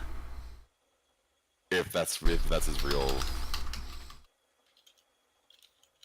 I should have known better than to go out into the sun. You didn't wear any stuffs? Well, no, I mean, because I'm not used to being out in the sun, so. Yeah, he does. Oh, that's him. Oh my god. What a stooge. Showing the taco meat. Harvard grad right there, ladies and gentlemen. Who's a stooge? Ryan Fitzpatrick in his press conference today. Oh, yeah. He's wearing he's this it looks like a motorcycle jacket with nothing under it, but it's zipped down like 3/4 of the way, and it's showing like all his chest hair, and he's got his big beard, and he's got gold chains under it, and it's just hilarious. Okay, yeah. And everyone's laughing at him. Everyone's laughing at him. I think it's clearly intentional. Yeah, like, definitely a bit that he's doing. He didn't lose a bet or anything. No, I think. Well, I mean, he might be just doing it, just to be funny or something. I don't know. So, is Andrew running like a rogue? I guess looks like a rogue. Guess you'll have to find That's out. Hell of a crossbow. That crossbow shot was big. Wow! Whoa! In Yeah, I one want to see hit. if that's going to continue to be a thing, or was that a exceptional? It's roll? not going to be the most consistent thing, we'll say, but Well, that neither was a are great roll. crossbows. Yeah, I was like, dang. We Seems worked wrong. quite a bit on our like, not that there's a lot to it, but it's surprisingly hard to come up with a dual backstory. No, I mean it makes sense. You're both employed by the same organization. It just happens to be Well, Faye. In Not nature. really. Not Faye. No. Raven Queen is not. No. Alright. What? Hold on. So he rolled a 9 damage on a D. Okay, on a D10. All right. Yeah, he rolled close to the max. Damn, he's got a lot. He's Awesome got modifier sharpshooter. Ooh. Yo. We were talking about your crossbow shot. Yeah. So check the modifier on his attack roll though. It's not great. It's a -5, but I get plus 10 to damage. it's -5 plus 10 to damage and sharpshooter. I'm proficient. Efficiency. I end up with a -3 when I scope that down. Basically, when it works, ... Yeah. Yeah. That darkness mechanic is going to be a lot of fun. It is. It is. Yeah, Between the that's two probably of us, it's just going to be like the pit of stabs. Yeah. Yeah, for the synergy between you two. Lots of stabs. So many stabs. So can Gordon see when he's in the darkness? I have, as one of my invocations, I have Devil's Sight. Mm. So, Classic warlock pairing. I can So, see quick through mechanics. any kind of darkness ever thrown in front of me. Would fairy fire, you still probably wouldn't be able to see them with that on them, would you? Well, maybe we could, but then they could also see us too. No, because fairy fire like lights up the individual. Yeah. My guess is no other people will be able to see, like, because also keep in mind that Jason's dark sight isn't really like, he doesn't actually see. It's more like he's like He's like a Daredevil. bat. I'm Yeah. Daredevil. I get that, but not till level 14. But really, fairy fire would actually probably hurt Jason because it would light him up, maybe for the enemy to see. I don't know if it's a big AOE like that or not. I forget. It is. I don't know. It's My a character that- range. My character that had that is dead. Yeah. No, fairy fire is a range. It's an area. I wouldn't know anymore. He's We threw, dead. we threw him into the lava. It's time to move on. Good opening shot though. Never even wait, got to turn into a fucking dinosaur. Man. Way to announce yourself. I I feel like the entrance worked really well. yeah, that I was worked out. Well. waiting on that dinosaur. Andy, I don't know if you heard this, but that was exactly how much health that mage had left. Oh, was it? Well, I didn't roll for my because I didn't have it checked on that. But being that I came out of the bush, I assume on an Oh, you attack could have gotten sneak attack. I would have gotten sneak attack, which would have done. I can't roll that separately though. So I'm glad that I was able to viciously mock him then. And There's also, there's a way to Killed him do that again. to add that in. You It- also well, the it counter doesn't- spell.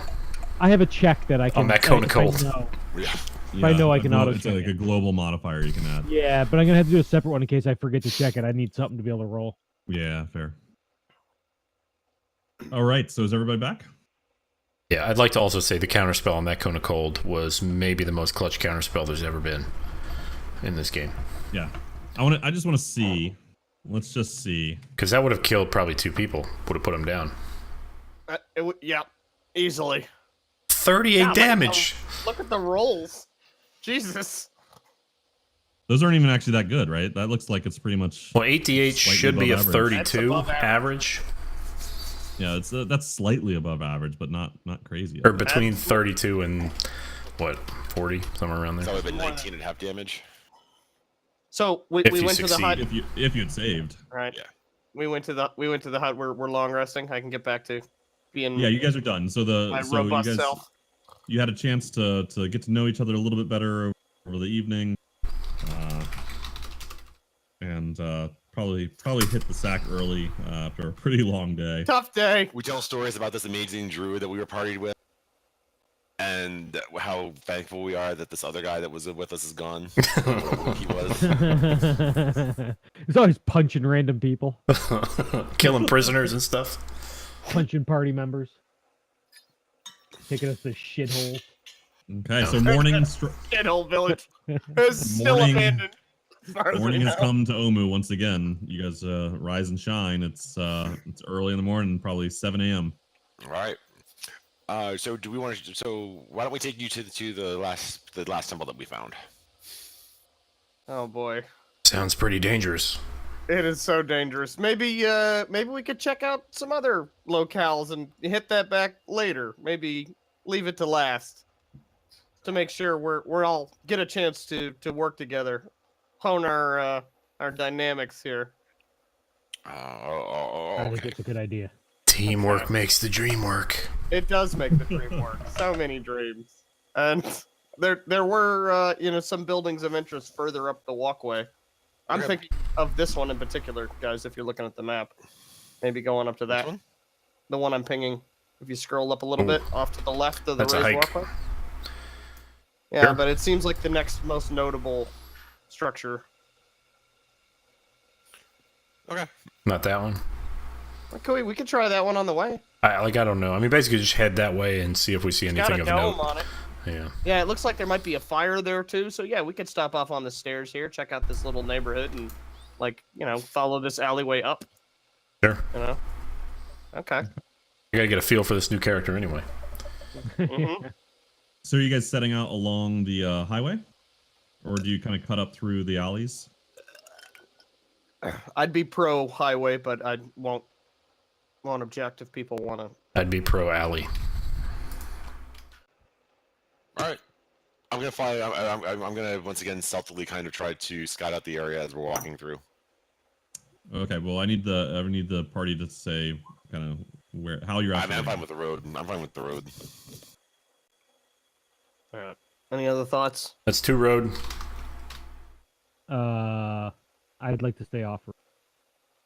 The road. And Andrew finds himself as a swing vote. Justice Kennedy, where will you stand on this one? This happens almost all the time. Andrew decides most things about the flames. Andrew's pensive and quiet. So we'll go with a former choice. Alleys. Yes, please. Alleys it is. All right. Alright. So,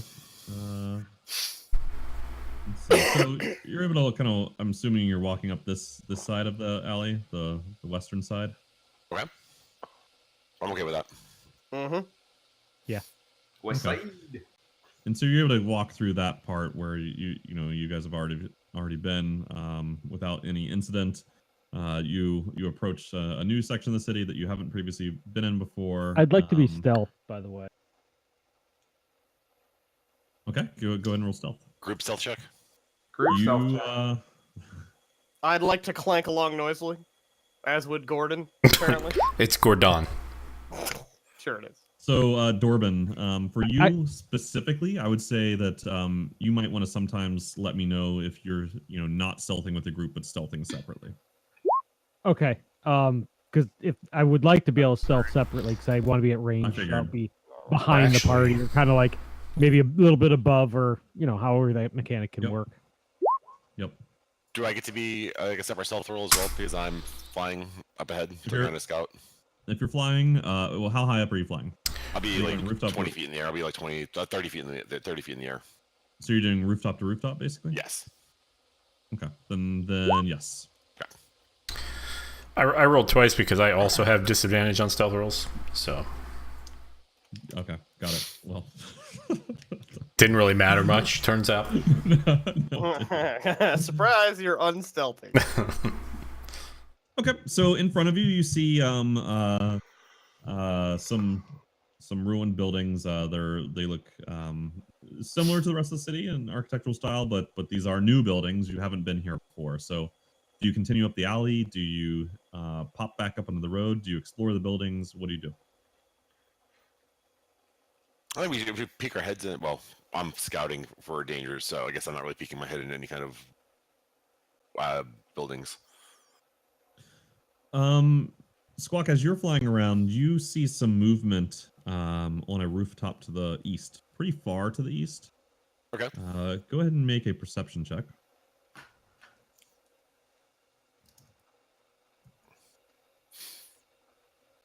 Perception.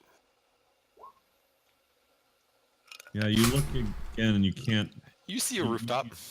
You saw it. You saw movement on a rooftop out of the corner of your eye, but as you look there doesn't seem to be anything. Nothing's there. And that was to the east, across, past the road in that direction. Okay. You I'm guys are going to close note this that. building. I'm going to note that there's that, but I'm not going to. I'm not going to know. I'm not going to launch the group yet. All right. So, are you guys checking the building or just moving on? This sort of squat building right here. You're right here right now. Yeah. Does it have like an open door or something? Can we just like peek our head in and take a quick look and then keep walking? Yeah. So like most of the buildings, actually, I think all of the buildings you've seen so far, except for the shrines, there are no, wooden doors. They've been lost to time. So you do see an open doorway, a couple open doorways. You can peek your head inside if you'd like. No, that's all right. Oh. So keep on trucking. I will peek in at the back of the party. Okay. So go ahead and make a perception check.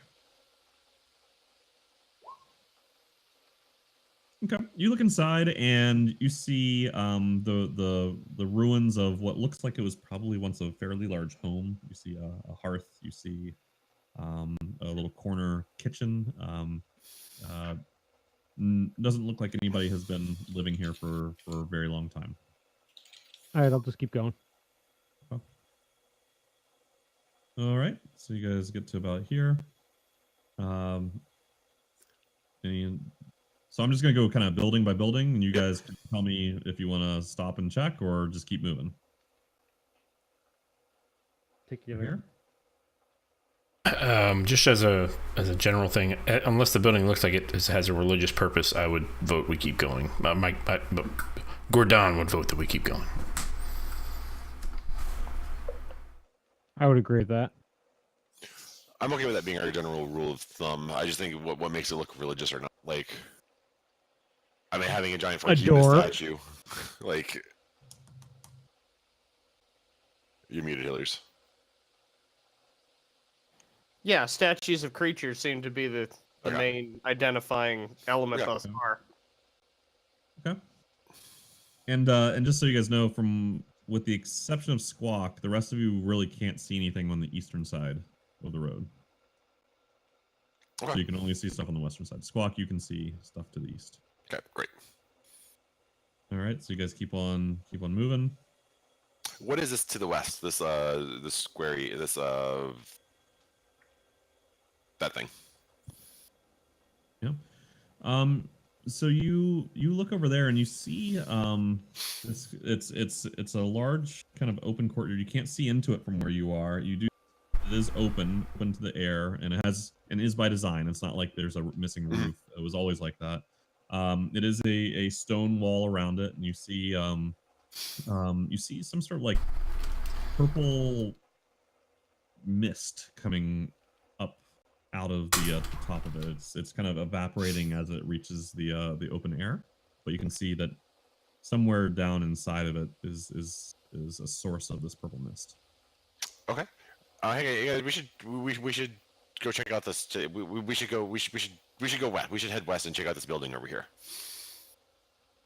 And I kind of like lead them. I veer and say, "Guys, follow me," and head over towards this building.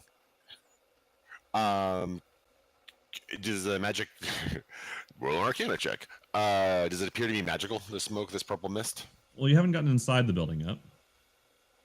So are you going? So where are you actually? Okay, so I am not in the building yet. No, you were seeing this from a distance, yeah. Yeah, so I just want to start moving closer to it, but I'm gonna stick with the group as we get closer. So like as a group, we'll get there together at the same time. Okay. Does that answer your question? Yep, but like as of now, you're not inside the building. So if are you kind of perching on the ledge outside? Or are you flying away If from it the looks ledge? safe, yeah. If it looks safe that I can just that I can perch on the ledge, yes. Safe in what way? Safe as in it not going to kill me. So you see a stone I poke it with a stick. you see a stone ledge. The ledge itself looks like it's relatively strong, as strong as any other of the stonework in Omu. You do see kind of the mist kind of topping up and spilling a little bit over the edge, but for the most part, the mist seems to be. I don't want to be inside. touching the mist. I don't want to be anywhere near that. I don't want the. I don't Okay. be touching the mist. I want to be away from the mist. So if I can perch on the ledge, but still be a safe distance away from the ledge, that would be, or from the mist, that would be optimal. I think that if you were make an intelligence check. Oh God. Okay.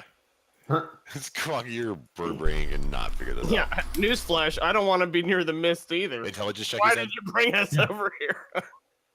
Yeah, you think you could go up on the ledge? All right. Well, I don't know any better, so I get up on the ledge. Okay. Give me a moment. Never more. Ah!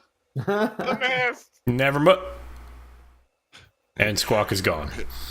Nick, roll 46. Roll again. Am I rolling a new character? Make a Constitution saving throw. Nick. Oh God. Into the lava pit with you.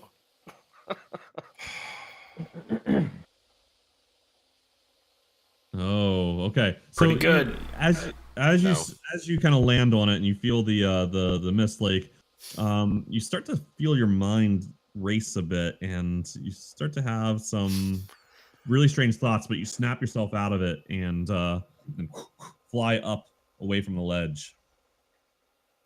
Okay. I'm gonna go back to Mark. Yeah, there's definitely something going on. There's definitely a building over here. I fly out of my own control, like fly away, right? Yeah. Okay, just want to make sure like I'm not like being magically controlled to fly away. So I can fly back to the group and say we should investigate this area. I think that there's something to. When you say something, I don't. It's there appears to be some kind of purple smoke coming out of this building. And when I landed on this ledge, it scrambled my brain, and there's just something in here that I think we should check out. what is it that you expect us to do about brain mist? Well, we're looking for And what do you think is in this building that will help us Just trying to defeat the parse death it out. curse? I mean, what do you think is in here that won't help us? I'm just not really equipped to deal with I brain can't. That's mist. not a question that can be answered. Hey Nick, can you roll a D100 for me? Oh, Sure. Uh-oh. I can just do /roll D100. Right? Yep.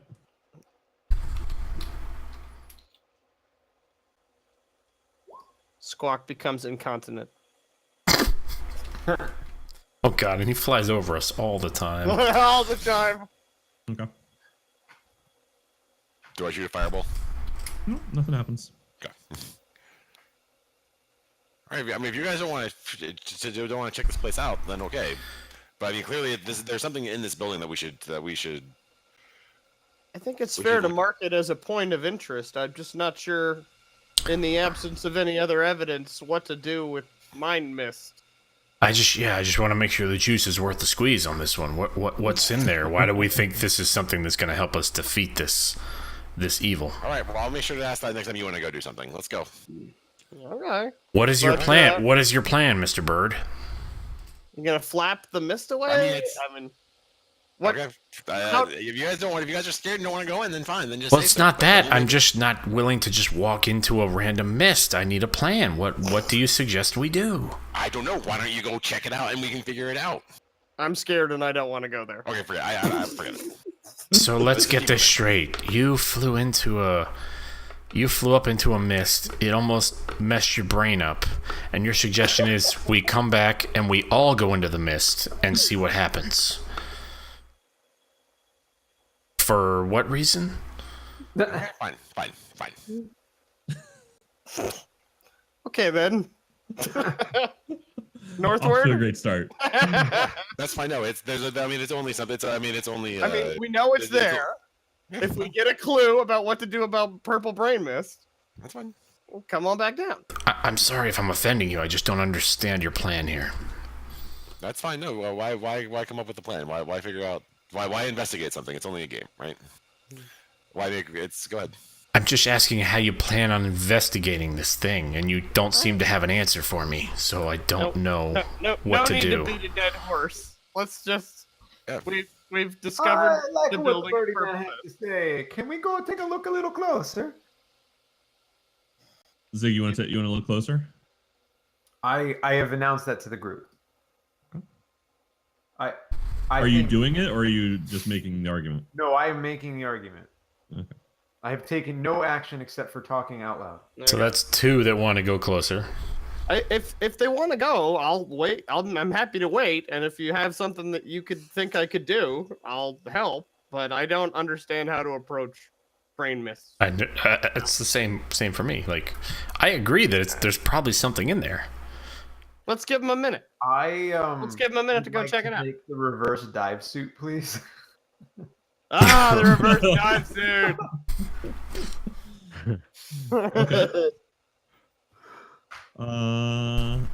We all knew it would be back. when you mentally craft something as glorious as the reverse dive suit, it must Yep. make an appearance. Okay. So you're your gonna- head is in a bucket. Remind us how this all works. You're walking in with your head in a bucket. Is that how this goes? Well, so previously the reverse dive suit happened because one of our party members could shape water around your head, and then so Right. I have to find something to be able to see through. That's the problem. I guess you could just swallow a bunch of water and hold it in your mouth. Why wouldn't you just? Or just hold your That breath. doesn't make any sense. That's not a reverse dive suit. I mean, What the hell, man? why would you swallow water Your first? breath for so long, and then we have to figure out the mechanics of how I hold my breath versus like, Just I've got waterboard yourself. a water bag on my head and I can breathe through it. You're Just probably water just There's gonna cellophane stick your head in a invented. bucket and go from there. You have a cloak. You have endless water. Just pour the endless water over the cloak and keep it over your mouth, and then you can just breathe. Just So always I be have a drinking small out of the water breathing. canteen. You know what? Is this the type of Nathan's problem right. I solving could this just group always hold it right uses? over my head and Yeah. do this. So all right, fine. So this is what I'd like to propose. It's your plan, man. Go nuts. We'll Yeah, be so we'll be I'm watching with great interest. I'm gonna take out my my endless water, and I'm Yeah, going the to have decanter, yeah, right, and I'm going to use the I believe it is the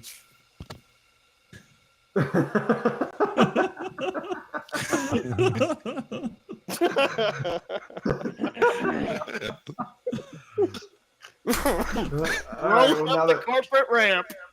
Oh. Actually, I'm doing none of this. So we're gonna shelve this for a second here.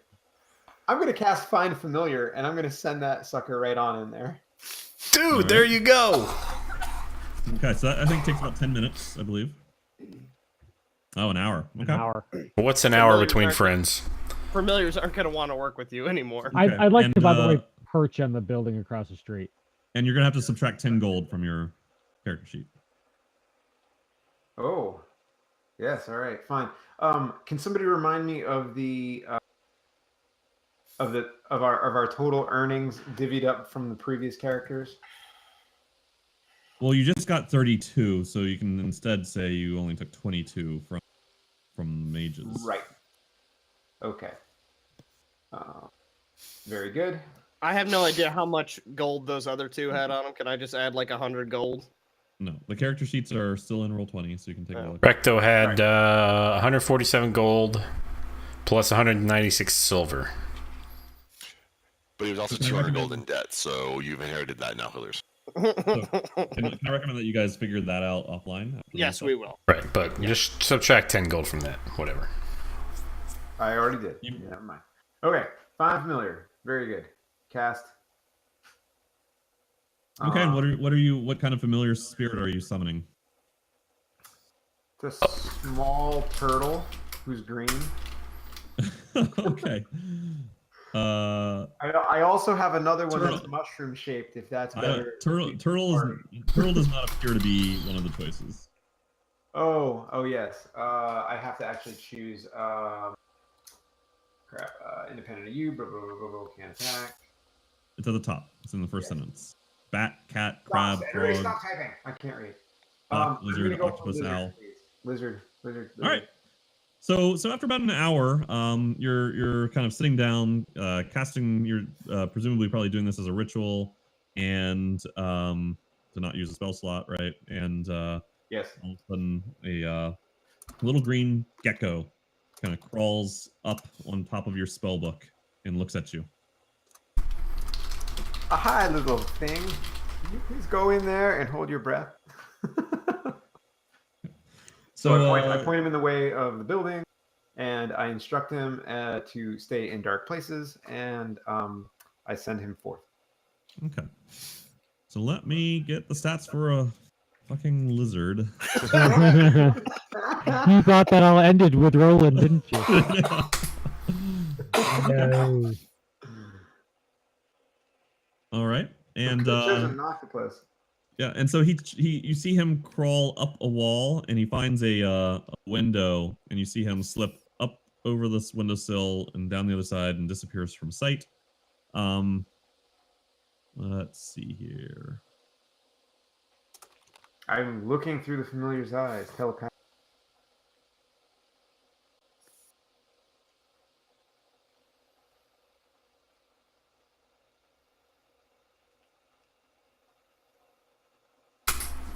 Okay, so you see that it sees a courtyard that looks like it might have been some sort of like training area. It's looks like it might have been some sort of combat training area once upon a time, a long time ago. And it does seem to be deeply covered in this purple mist, and the purple mist is very thick near the ground. It seems to be kind of evenly coating the ground from one end of the courtyard to the other. You do see a black spherical orb sitting just in the dirt by itself. Can my lizard pal tell what it is made out of? So you can see through them, so you can actually figure this out for yourself. So I would have Yes! Let's see. This will be an investigation check. I was going to ask, are we investigating? Yeah. That was a pretty good investigation. Yeah. It appears to be made out of onyx. Uh-oh. And it seems to have a maze pattern carved all over the surface of the orb. Oh boy.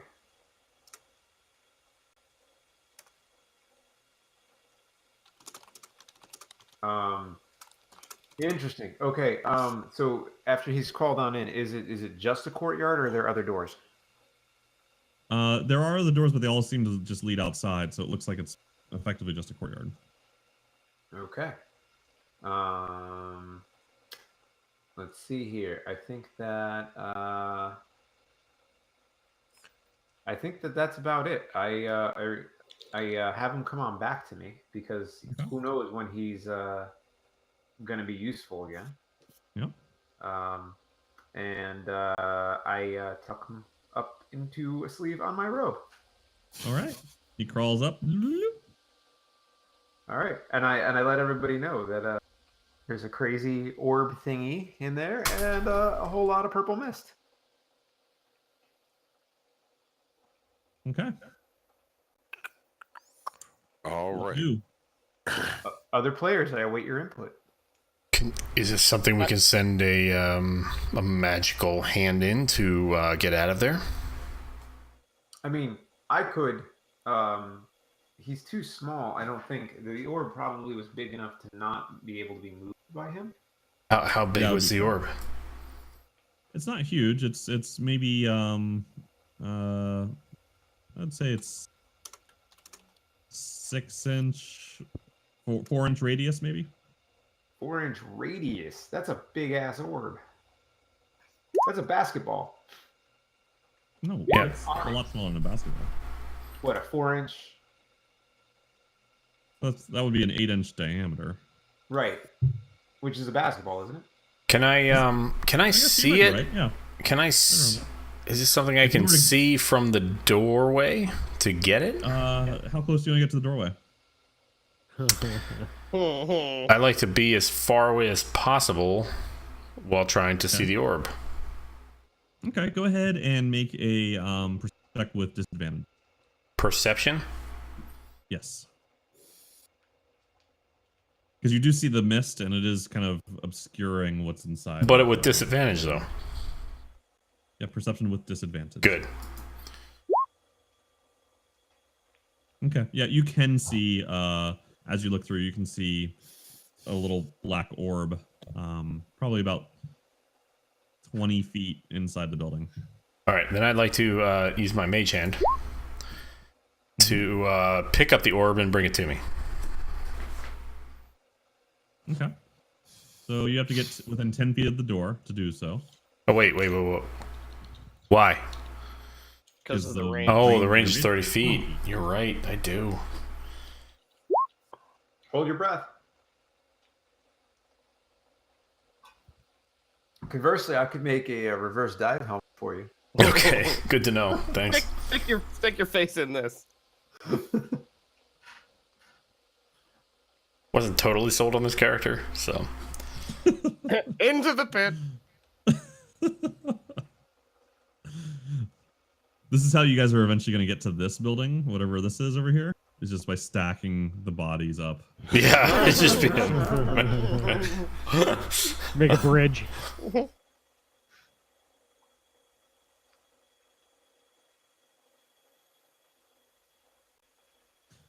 So, Recto, are Do you it. doing it? Or, Oh, I or see. you're not Recto. Sorry, Gordon, are you doing it? Yeah, I'm not sure who Recto is, but No.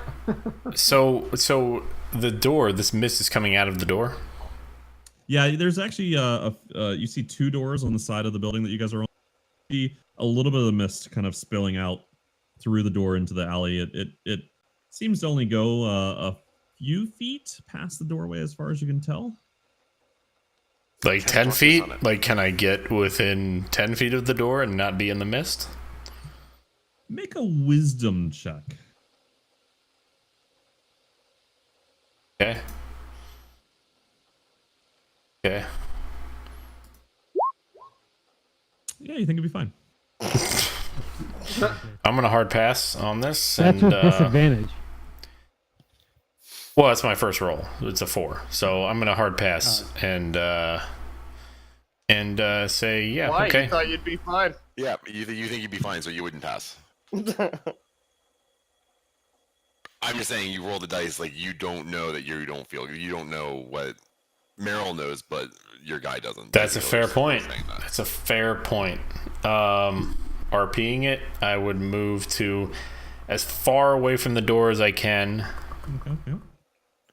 So while 10 feet away still, from the door. while still being able to mage hand that orb. Okay. And, As well, you get still to being about able to 10 not walk into the visible mist that's there. Sure. So you kind of clench up and you're a little nervous and hold your breath. How did a I bit get as roped you into? get What the to fuck happened 10 here? feet away. Yeah, you suddenly really want this thing. And so as you get to about 10 feet away, everything seems fine. It seems like you're well outside the range of the mist. And you use the mage hand, and the mage hand goes, and you see kind of this like ghostly hand go, yoink, picks up the orb and brings it back to you. And you pull it outside the mist, and so it's kind of hovering in the doorway right now. Do you want to bring it to yourself? Poke it with a stick. Yes. Yes, I do. Okay, so it comes to you, and the mist does not seem to travel with it. It seems to separate from the mist. The mist remains. The mist is still happening inside, but you get as the matron brings it to you, you now have a relatively sizable black orb with this maze surface inscribed all the way around the perimeter of the sphere. Do do do do. Is there anybody here who can kind of detect what this orb might be? Orbex might be able to help you with this. So Orbex says, I can take a look. I can take a Looks look. like a maze ball to me. He Thank you, looks at it and he sword says, man. This I believe was a frequent item of an artifact of worship for Utao in the city long before it fell to these new gods. This would probably go for a nice sum in Port Nine Zaru. I would like to do. This is the second one of these you guys have, by the way. Just to remind you. Sorry. You guys found one of these previously, if you remember. Yeah, well, Recto did, but yeah. Yeah. So I would like to identify it as a ritual, please. Okay, so so you spend about 10 minutes identifying it, and doesn't I seem would to be also like magical. to add that if everybody would please like to kick in some gold points, unless if Troy you want to keep the accounting differently.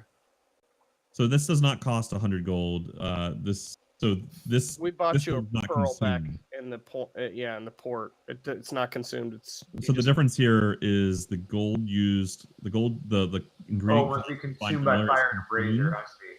Okay, I didn't know how you were Whereas this counting. is not. So I'll just assume I that already you've have a purchased pearl it. and some other stuff. Yeah. And basically, I just, for find familiar and spells like that, I'll just charge you the flat gold fee unless something's super rare. You got it. We're now playing like pros. There we go. So at the end of the ritual, you estimate that the value of this thing is roughly 75 gold. It's not magical. It could be as an arcane focus by a wizard or warlock or anybody who else that was interested in an arcane. So it could be used as one? It could be, yes. All But right. it is not itself magical. okay. Back up the alley then. I'll throw it in my backpack. You happy with your orb? Can Feeling good about it? we move on now? You Yeah. wanted the orb.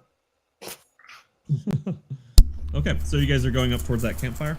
Yeah. Yes. Yes, I'd like to try to scout that out a little. Okay. So you guys kind of start to make your way up the alley, and you see in front of you, before you even get to the end of the alley, you see what is clearly an abandoned campsite. Squawk, you, as well as what is your name? Dorbin. Dorbin, you as you scout ahead. It's gonna take a while. Yeah, It's gonna be a minute. Oh, fair enough. Squawk and Dorbin, you guys see torn backpacks, rotted gear, 3 different tents that have been set up around this. The campfire is not burning.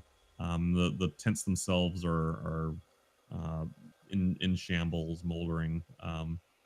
And you see at the center of the camp, you see scraps of dirty yellow cloth hanging from a crude flagpole, but there's nobody here, and it doesn't look like there's been anybody here for quite some time. Okay. I wave the team forward.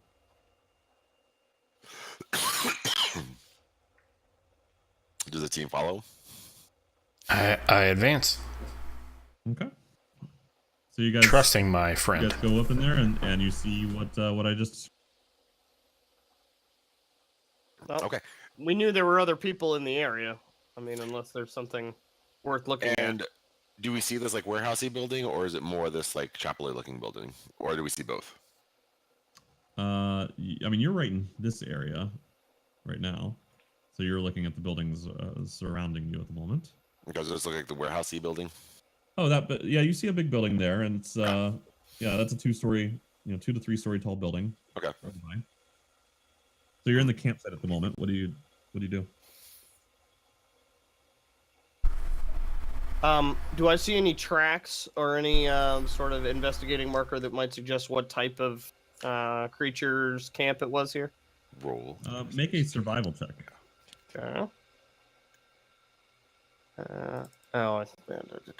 Survival. I think I'd be good at that.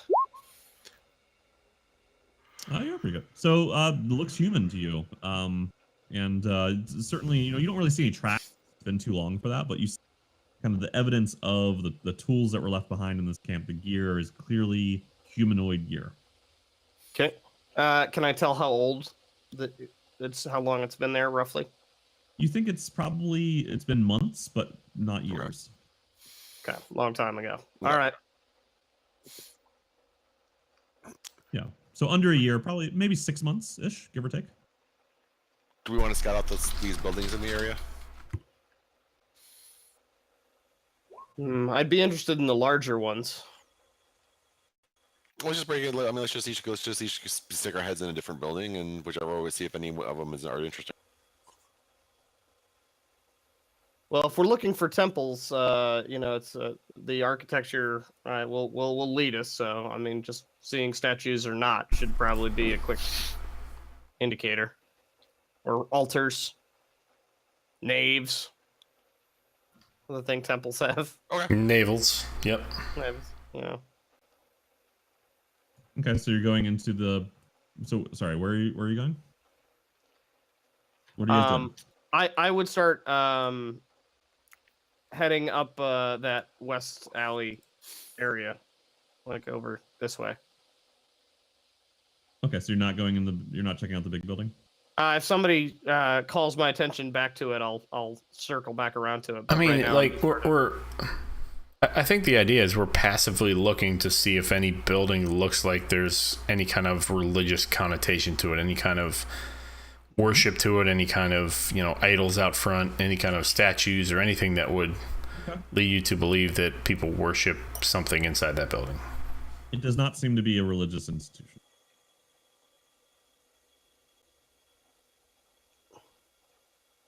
Okay.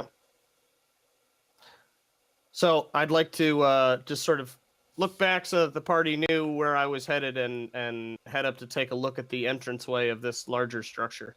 Yeah, Okay, that so thing you're is heading west effing huge. Okay, so you're heading west from this camp. Mm-hmm. West and up the Everybody- alley. What everybody's is? going? Can I get a description of this building?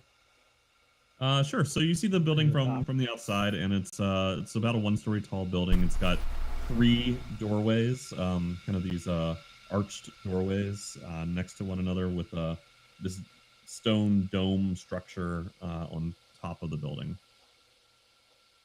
That's from the outside. Any indication of it being any kind of a particularly special building, looking way different? You can make a history check. Oh, okay, I can do that. Yeah, you don't really know. Just Right. stick your head in. Nothing doesn't strike you as familiar. Can I stick my head in the doors? Or the doors missing? The doors are missing. Yeah. Yeah, can I peek my head in? Yeah, you look inside the building, and it's dark, but there's a lot in here. Some of the buildings that you've poked your head into were quite emptied out. This one has a lot of rubble and a lot of kind of rotten wooden, what was probably furniture left behind. Whatever this building once was, it was once very full. It's not clear what the use was. All right. Probably wouldn't mention that out loud because, I mean, does anything look useful or is everything just kind of destroyed? So I'm assuming right now when you say peek your head in, I'm assuming you're standing outside, literally. Yeah, yeah. Like, do I at first glance like see you're anything like right in front? like a toddler, like that in the corner.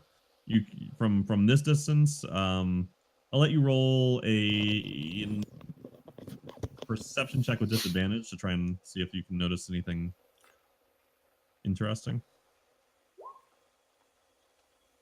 Yeah, I mean, you just can't see. It's too dark in there. All right. I'll move on then. Okay, so you guys kind of continue heading up the alley. Yep. keep on going. Yeah, it's Yeah. up to the archway. In the Unless we wanna absence look of at this anything tower. happening, yeah, I'd be. Unless that tower means anything to anyone. Okay. So yeah, you continue heading up the alley, and at the end of the alley, you see an enormous with this large archway with a iron gate that's broken. One side's still standing strong, the other side is broken and has kind of collapsed. And beyond that gateway, you see kind of this inner courtyard and a large 4-story. It opens. Well, it's on the ground and it's leading So all the towards ways. inside. So up. This 4-story building beyond has a number of different entrances and windows, all of which are destroyed. There's no windows, no doors left in those openings. Yeah. What type of building go through the gate? Does it? Yeah. So is there like a courtyard beyond the gate? It is. There's a small courtyard with what looks like a fountain in the middle of it, and then beyond that, yeah, a multi-story building. Let's move in. Yeah, I'd at least check out the courtyard and sort of poke my head in. So we can send my wizard in. Yeah, we go into the courtyard. There you Okay, go. so you guys go into the courtyard, and as you approach, the fountain is overgrown with foliage, but it's more like moss. Like it's completely filled and overspilling with moss. And then the building behind it, there's a bit of moss hanging from it, but not as much as this fountain. The building, the main building in front of you. So there's a main building in front of you, and you do see two kind of smaller attached buildings on either side of you, to the left and to the right, at the long ends of this rectangular courtyard. Each of which have an entrance into those as well.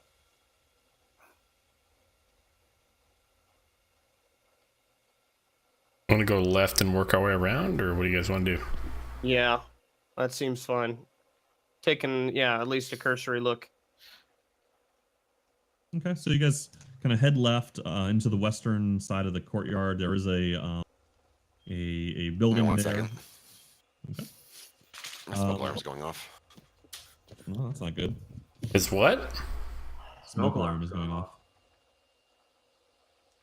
So you guys arrive at the western building. It's all part of the same complexes. They're all interconnected, but it does seem to be a separate building, a separate structure. You're there, and there is an opening. There is a doorway. If you wanna walk in, poke your heads inside. Can I roll a perception to see if there's any kind of religious symbolism or anything in this building that would indicate there is a, any kind of religious... In the building or in the courtyard?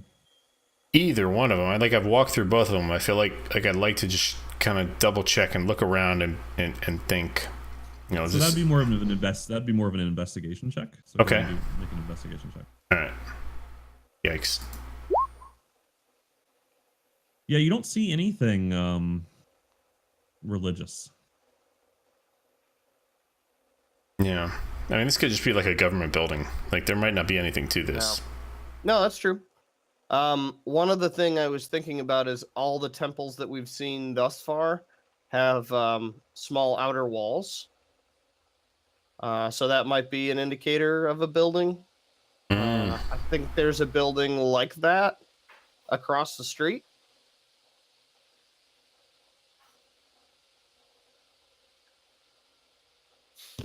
Oh. Are we dead yet? Yep. You died first. Is there no fire? Are we good? Yeah. Yeah, I just think this is big. Like, this might be like City Hall or something. Basically, like, I don't think there's any religious connotation to this thing. I think it's just a. If nothing popped out at us and we didn't see anything like that, I'd be inclined to discontinue Yep. the search for now. Move on. Okay. So unless there are any objections, you guys make your way back out to the path. I'd like to head up the stairs to the walkway to sort of look around at where we are, to see the nearby buildings. Okay. So you make your way up to the top of the highway, and to your east, you now see a very good view of the flooded parts of the city. So a huge section of this city, you previously saw this from above at the waterfall, has become flooded by the waterfall from a river flowing into the sunken aspects of the city. And past the flooded areas, you see the large, tall ring of what is a palace. And within the ring, you see a large palatial structure, multiple structures sticking out from atop the ring. You also, that's kind of to the far, looking a little bit closer.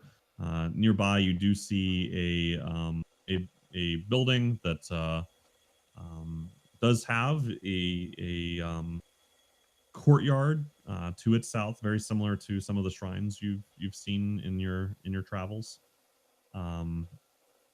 You can't make out much detail from this side of it from this location. Sure. I'd like to wave the party over to a building probably maybe worth our investigation. I will go over, fly over, and investigate with Jason. Okay, so you're gonna fly over the building. Well, Jason's on the road, right? Yeah, the whole party is on the highway. Okay, yeah, no, I'm with them. Yeah, I'm following Jason at this point. I'm letting Jason be our leader. Okay. So, Jason, what are you doing? Heading down the steps of the highway and coming around the west alley of that walled-in building, making my way towards the front entrance. Okay. All right. Okay, so you get there, and what you see is something that looks relatively similar to shrines that you've seen so far. So this does look like it's one of the other shrines. Orvex says, "Aha! Yes, this is one of them. This is one of the shrines." Jackpot. And in this particular one, at the end of the courtyard, you see cracked monoliths flanking the entrance to this ruined shrine. You see multiple saw-edged ferns growing in the courtyard, coming out of broken flagstones that formed some sort of covered ground and walkways eons ago. You see a familiar pair of stone doors that provide entry into the flat-roofed building of the shrine itself. So you're right now. I'll say you're outside the courtyard, and let me go ahead and move you to the map. I'd like to gather people together. I don't want to go in all by myself anymore. So, we got some new people to add to this map. Be ready to go in mob-handed this time. Try not to end the day in the lava pit. It's always a good session. We did not end in a lava pit. That's my new Put that in the win column. my new metric for if it was a successful night. You can put that on my tombstone. Just put me in a lava pit. Did you wake up in lava? No. Good day. It's a Ice Cube song. It's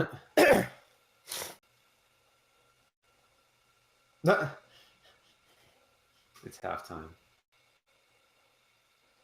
All right, one more minute. Orvex here. The ever important Orvex. I like Orbex. Stay a while and listen. Yeah, he's my personal good luck charm right now. Get a lot of weird feedback from Sandlot Audio. Is it music or what are we hearing? Sometimes. It is. It's kind of some ambient wind and courtyard music is what's currently set up. Okay. Shouldn't be feedback though. I'm hearing crickets right now. That's because nobody's talking. So. Yeah. All right, so you guys should be able to see. Seems like we shrine. found something. Oh boy. Dude, All right. the new party members look fucking badass. I'm just gonna say. Sorry. Give me a fucking round. No. Well, at least you guys are. Zigmundo, we did have a long rest unless something bad happened to you. I think your health. You know, I updated that. Why didn't that update? Did Huh. you? Let me check the token to make sure. No, the token's set correctly. There you go. Track I your just HP. updated that. That take? That took. Okay. I don't know. Don't know what happened. Sorry, guys. All right. The new party members are very Empire Strikes Back. Yeah.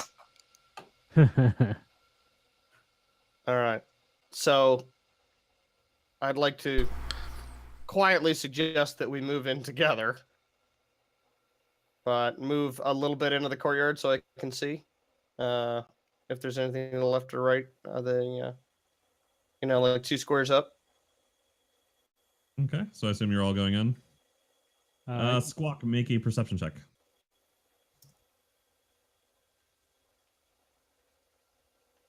Did we say we're all going in? Yep. I dragged you with me. Okay. So That's impressive. out of the corner of your eye, Squawk, you saw a what looked like a little bunny kind of dart behind some bushes. Okay. Was there a rabbit god or something? Mm. Are you Let's asking anybody, or see. are you asking that out of character? No, out of character. Yeah, sorry. I'm just thinking out loud here. Well, I don't know. I don't know what some of these things are. Like a Zorbo or a Jakuli. Not really up on those. Just so I'm aware, the rabbit went into which bush? This bush right here. It didn't look like something that you would call a snail flail, but we've Okay. got one of those around here someplace too. What are the names we have? Oh boy. Okay, so other than Kubazan and Shigambi, who we've already seen, we've got Unk. We know looks that's like a frog. Unk the snail flail. Yeah. Wongo the sea monster. Papazotl the iblis. Nang Nang the grung. We know what a grung is. Yeah. Orbulaka the zorbo. Moa the Jakuli. And then one that I can't read. Okay. I said we just investigate the courtyard and work our way in. All right. Who wants to open the door? Any takers? I'd like to be in stealth, then step back a bit, and I can use Mage Hand. We can see if we can open it. Oh yeah, that's much better than me touching it. Yes. Second. So go ahead and make your stealth roll, and while you're doing that, Orvex kind of steps up, and he points to a message written in Old Omuan above it. So you kind of see the doors themselves have sculptural reliefs carved into them, and they show a horned rabbit charging towards a small feral-looking bear with sharp claws. The message Orvex slowly reads out to you as he translates it. It says, Ijin teaches us to take the path least expected. Okay. Seeing that there's that horned rabbit. Thanks, buddy.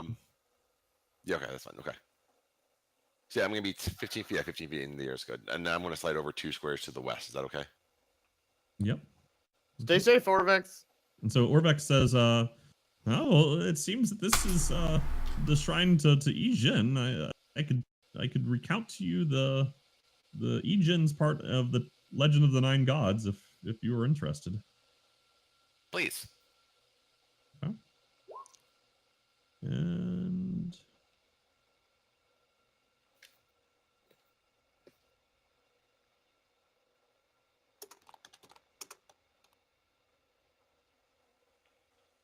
okay, so he said so in the legend, one morning a wise Zorbo emerged from her hollow tree and spoke to the dying Omuans. To convince Oogtal of their worth, she decided to cook him a stew made from all their good qualities. Catching such virtues wouldn't be easy, so she asked a wily Almiraj to help her. The Almiraj snuck recklessness into the pot, which she saw as a virtue, and Oogtal spat out the stew when he tasted it. From that day on, Obulaka the Zorbo and Ijin the Almiraj became terrible enemies. Okay. Cool story. Cool story, bro.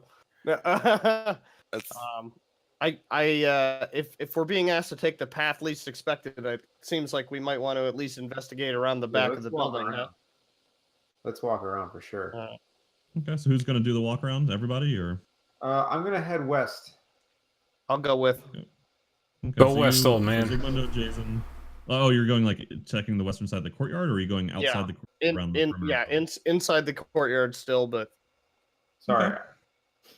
Did I So you move? guys, no, it's fine. You guys can go check it out and make a perception check. Got One it. of you. Actually, make Oh. one of you do it with advantage, because I'm I have assuming a you're helping each other. +4 with advantage. Hold on. Okay. Hey, that's pretty good. Yeah. So you look around and you see you see some small rabbit tracks and some little rabbit poo, but no additional entrances to the building. But what's this to my west here? This is a tree. you proceed. Yeah. I'm sorry. If it's going over the wall, I can't tell because of the fog of war thing. No, it's Right. just Yep. funny. Where are the rabbit tracks headed?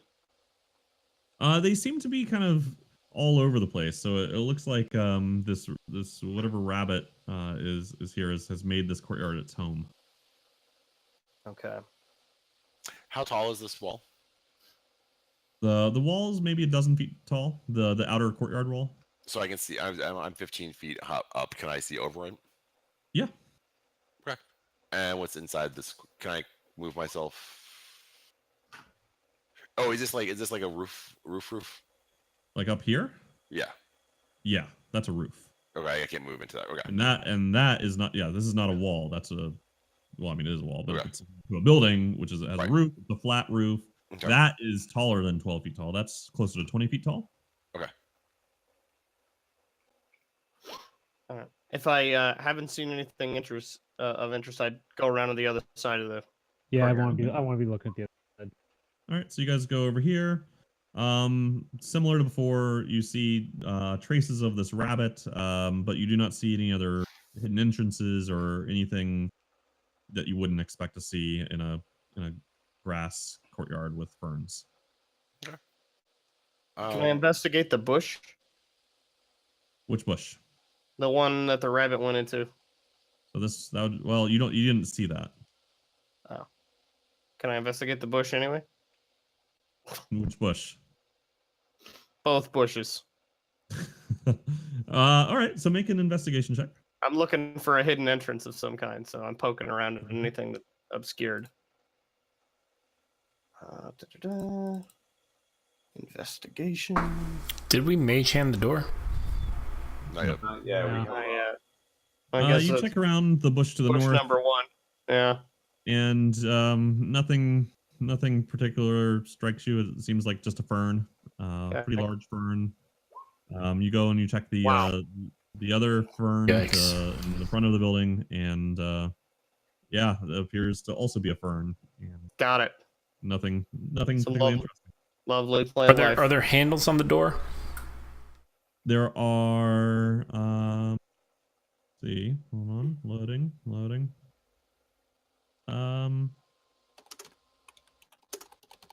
Yeah, there are handles. I'd like to use my mage hand to try to open the door with using the handles. Okay. Let me see here. Okay, so you are there.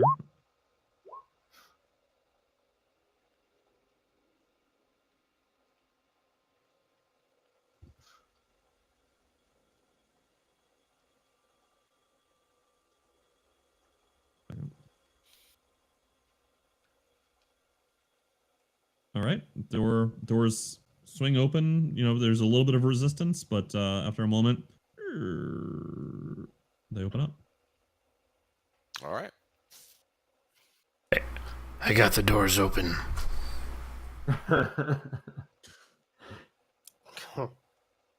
You just had to Nice turn the job. handles. It was weird. So on the other side of the door,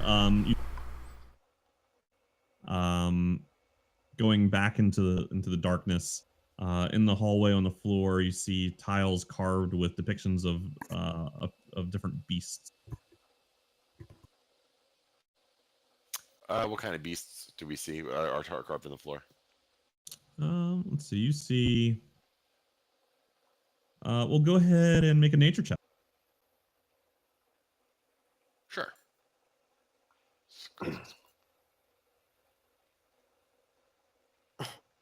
Which one looks most like a froghemoth?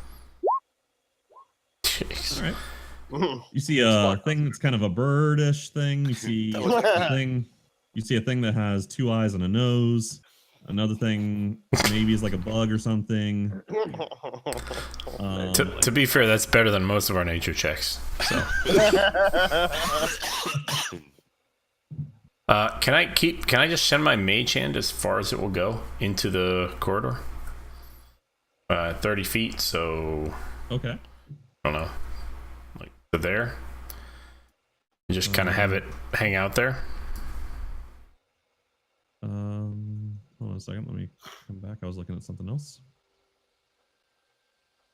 Okay. You want it to just float? Yeah. Okay. All right. So you send it along. And it kind of is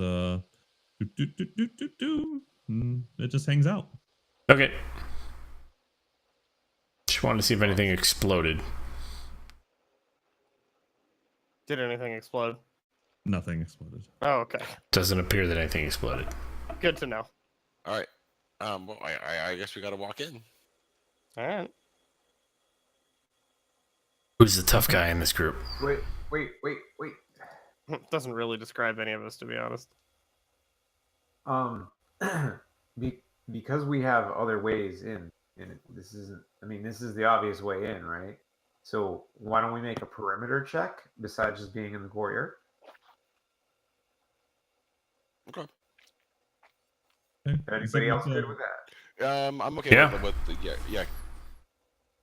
Okay. Just doing an investigation for a round for another way into the building. Yeah, I So would like so to. Squawk, you're doing that, or who's doing it? Oh, I'll go out and around. I feel like your accent has changed, Mr. Magic Man.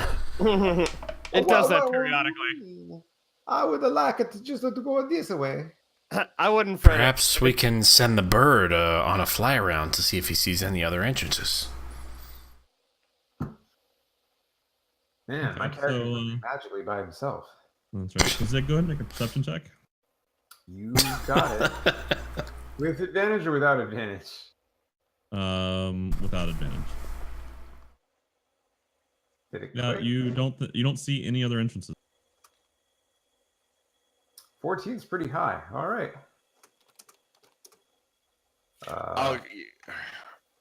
You went around the whole perimeter? Yeah, he spent a few minutes. Probably took him 5 minutes. Did a whole lap.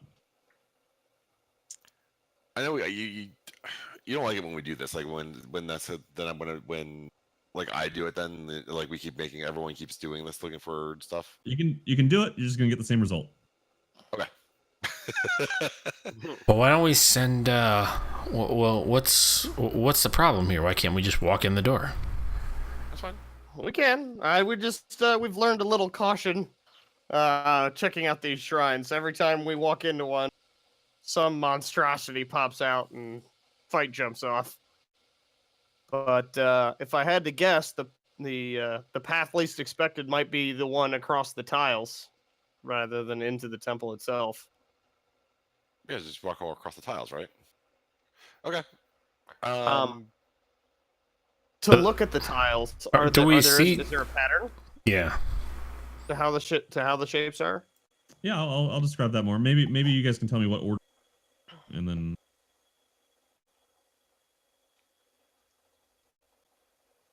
Are you gonna tell us about the patterns, or are we gonna tell you the order first? tell me the order first. Jason first. I think it's kind of how we're set up, right? Okay, Yeah. I think this is good. Ivy in the back. Sure. Okay. Orvex is probably going to want to go in the back. I'll be. I next to him. said last like 100 times, but I was on mute. Oh. All right, well, I can scoot up in front of Squawk. That's fine. That's good. Yeah, I'll be third. We're okay with this, I guess. Squawk, Okay. jump behind. Jump down one. There you go. I'm sorry, not Squawk. Zig. No, you're fine. It's okay. All right, whatever. Well, and it's 10 feet. You know, there's enough. Somebody can come stand next to me. The lava pit is indiscriminate with the bodies. It's a fair point.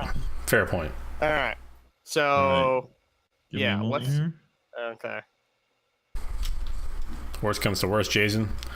We make everything dark and we get the fuck out. Just hit the bricks. Yeah. Well, something like this makes me think traps. What? Traps. That doesn't sound right. Traps. Yeah.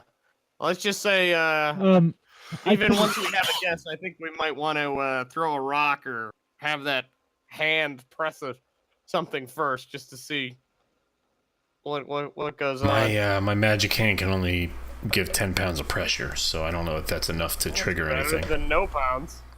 All right, I'll. Oh, okay. Here we go. There we go. All right. Let's see. Actually, this might be a good stopping point. What do you guys think? I'm okay with that. Yeah. Yeah, that's probably good. If you wouldn't mind leaving this picture up for a little while, though, I'm gonna. No, Ponder I it. would mind. No, but oh, okay. All right. Then. So you guys Yeah, because begin you to can walk Google into, that shit. That's why. Well, no, I'm not Yes. gonna Google it. I just gonna look at the picture, see if there's a pattern or something like that. Yeah, so you guys walk into the shrine and are confronted with a floor full of Chultan themed tiles between you and the end of the dark hallway. The kitchen backsplash of doom. that's And we where need we'll to pick take up the next week. path that is least traveled or least expected. Least expected. All right. So first we have to decide what the most expected path is. Yeah, like based on that. So I was gonna see if there was like a type of animal that showed up over and over again, or Well, that'll be good for next time to look at. Yeah. yeah. I'm excited we made it through a session without somebody dying. That's kind of cool. No one, Yeah, no doubt. no one in the lava tonight. Yeah, now you know why I ended it here instead of going. Yeah. And I know we already said it, but sick entrance, Andy. Yeah, it was.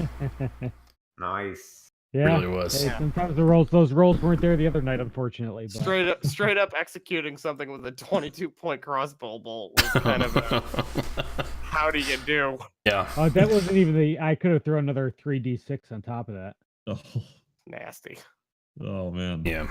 Hey, So- I got a question. Because everybody, is gonna die. Because our time here is futile and we're all just walking corpses. Right. What I was wondering is, I've never actually played a stronger character, but like what always it feels like to me is if I play a stronger character, the weapon choices still only like maximally damage like up to like a 1d10 or something like that. That's Yeah, correct. but you normally get multiple attacks. Okay. Yeah, depending on like if you're a fighter class and stuff like that, right? Or like a barbarian or something. They all get multiple attacks. Some get more, some get less. Rogues don't. Yeah. True. But their that's sneak true, but- attack is like all of it at once. Though. Right. Yeah, their sneak attack scales. Okay. Yeah, so like for instance, And- I am And you can always playing find, like, a magic weapons, too, eventually. I'm playing Well, right, but a building a new character, you don't start with a magic weapon, right? No, not in Troy's campaigns. well, no, it depends because I am starting with a magic weapon. But Yeah. Well, sort of. no, it is.